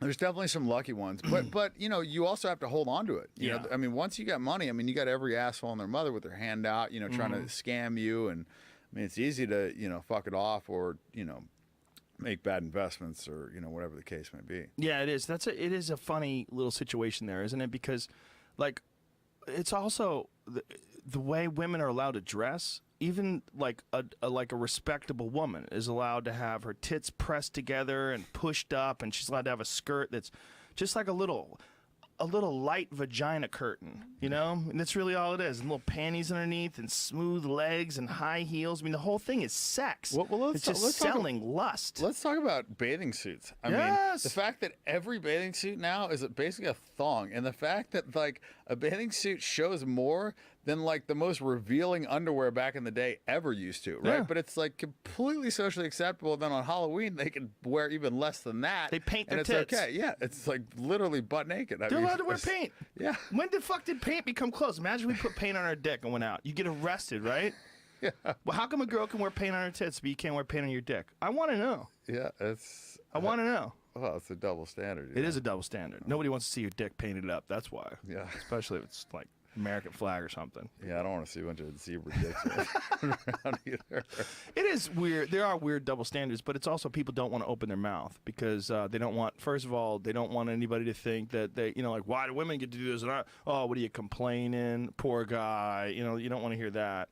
But it's also when men complain about the double standard in, like marriage, like what you said, as far as it being a gamble. It's a terrible gamble for a wealthy man. It's terrible. Because it's essentially a financial agreement. Yeah. It's not a love agreement. Well, no, you're asking the government permission to be with a girl, and if you decide that you don't want to be with them, now you have to go ask the government, and then you have to get lawyers involved, and it's this whole process that, in my eyes, it makes both parties feel not both parties, because usually it's kind of like a magnet, like one is pushing a little bit further than the other, and it's so there's one kind of like always chasing or whatever. So for me, it just makes the party that's a little bit less invested just feel trapped. And when you're in a relationship and you feel trapped, the first thing you want to do is run, right? So you got this one person, that inevitably ends up feeling trapped, and the other person, kind of gets lazy or complacent. And I feel like it just snowballs. There's like a lot of momentum things, right? So if relationships just starts kind of going downhill and you're trapped in it because you're legally bound, I just feel like it's just going to get worse and worse, and the girl's going to stop giving the blowjobs, and the guy's going to resent it, and then maybe he cheats. You know what I mean? It's like this whole cycle that just wouldn't happen if you were hanging out because you wanted to hang out. Because let's face it, if you're hanging out with a chick and you like her and she's cool, and then she just decides to just completely let herself go and she turns into a fat ass, or she just like stops wanting to have sex with you, you're just going to fuck other girls, or you're just not going to hang out with her, right? But if you're married to her, you don't really have a choice. I mean, now you're kind of like, you got to ask the government permission and, this and that. Yeah, you got to get lawyers involved. You live in the same place. You got to, it takes forever. You have to agree on terms, and you have to pay for her lawyer. Yeah, I mean, how brutal is that? Like, you're like literally like trapped in the same house as the person. It's just like, fuck, man. It can get crazy. It can get crazy, and I've seen it get crazy. I'm sure you have too. Yeah. When people get divorced, I mean, it is one of the most stressful things a person can go through in their life. And when you're working all day, and if she's not working, that's when it's really crazy. I had a buddy who was going through a divorce. His wife never worked, and he was working, 10, 12 hours a day, just busting his ass. And I've seen it get crazy. I'm sure you have too. Yeah. When people get divorced, I mean, it is one of the most stressful things a person can go through in their life. And when you're working all day, and if she's not working, that's when it's really crazy. I had a buddy who was going through a divorce. His wife never worked, and he was working, 10, 12 hours a day, just busting his ass constantly, has his own business, and she would be fucking off. Like this and that. Are you just again? I was just like, so I'm like, okay, like, get your shit. Like, let's get out of here. Let's go after party. So I talked to my buddy. I'm like, hey, like, I need a Viagra or some kind of dick pill or something, and I'd never taken Viagra, so I didn't really know the dosing or whatever. So he gives me the 100 milligram one, which is like for fucking, if you don't know anything about, Viagra, that's for like geriatrics, right? This dude gives me this thing. I take the whole thing. I don't know, like a minute goes by, and I'm like, the fucking thing isn't working. But I'm all coked up. I think, it seems like it's been an hour, right? The guy's like, it hasn't been enough time. I'm like, give me another pill. And oh no. So he's like, no, like, you can't. I'm like, give me the fucking thing. So he gives me another. He's like, only take half. He's like, don't take this. And so anyway, so I take another half. Wait like 5 minutes, do some more blow, and I'm like, oh, my dick's not hard. Like, the girl's not even around. Like, I have no like sexual stimulus. There's no even reason for my dick to be hard, right? But it's like, in my mind, I'm like overthinking it, which makes it worse, right? So I'm like, fuck it. So I take the other half. So now I'm like 200 milligrams into this fucking Viagra, which is like, double the absolute max from what I, you can have some guys have to get their dick drained, right? Yeah. Well, we get to that. So go back to my hotel, and I'm like fucking banging the shit out of this girl. Like, I got like veins coming out of my head. I'm sweating profusely, and I'm like doing I'd fucked her for like maybe like 45, 50 minutes. Like, it was not pleasurable at all. This was like work, right? I'm just like, and after like, fuck, man, I think it was like 50 minutes. I just quit. Like, I was just like, I just knew there was just zero chance of me coming, and I'd like punished this chick enough, and I'm just like, and I like didn't like, I was just tired. I went in the bathroom, took a cold shower. My dick like wouldn't go down. Like, I'd like ordered some room service. I ended up like tucking it up into my waist, and because like there's just no going down for this fucking thing, right? So eat the room service. I think, then I actually ended up taking a Valium, went to sleep, banged her again, woke up, went and ate some Mexican food. I was like betting on the sports game, and I started getting like this pain in my shoulder, and I couldn't really like know what it was. It was like, it kind of just felt like an ache. So I started doing some push-ups. That didn't really make it feel any better. And I was like stretching my arm out. I was like trying to sleep, but I couldn't even like lay on that side. I'm just like, what the fuck? Like, heart attack never even entered into the realm of possibility of shit that could be wrong with me, right? I'm like fucking 25. Like, it's like shoulder pain. Like, wow, I didn't have no idea that would have anything to do with a heart attack. So call my mom, tell her to get the family doctor on the phone. She calls this dude up, and I'm like getting like kind of short of breath. So I'm like, fuck. So I just hang up the phone, and I find out the hospital's like 10 minutes away. So I'm like, fuck it, I'll just get a cab. Be faster. I should have got an ambulance, but I got a cab. Note to self, always get an ambulance if you got any shit. Because I got the cab. I was in the waiting room for like 50 minutes. I pulled out like 10 grand out of my pocket. I told the lady, I was like, I'll give you 10 grand. Let me talk to the fucking doctor. Like, something's wrong with me. I don't know what's wrong, but I know something's wrong. Anyway. Did she take the 10 grand? Fuck no. Let me sit in the fucking waiting room. And like 30, 40 minutes go by. I finally get seen by a doctor. He's like, holy shit, like, you're having a full-blown heart attack, all this stuff. And give me the nitroglycerin.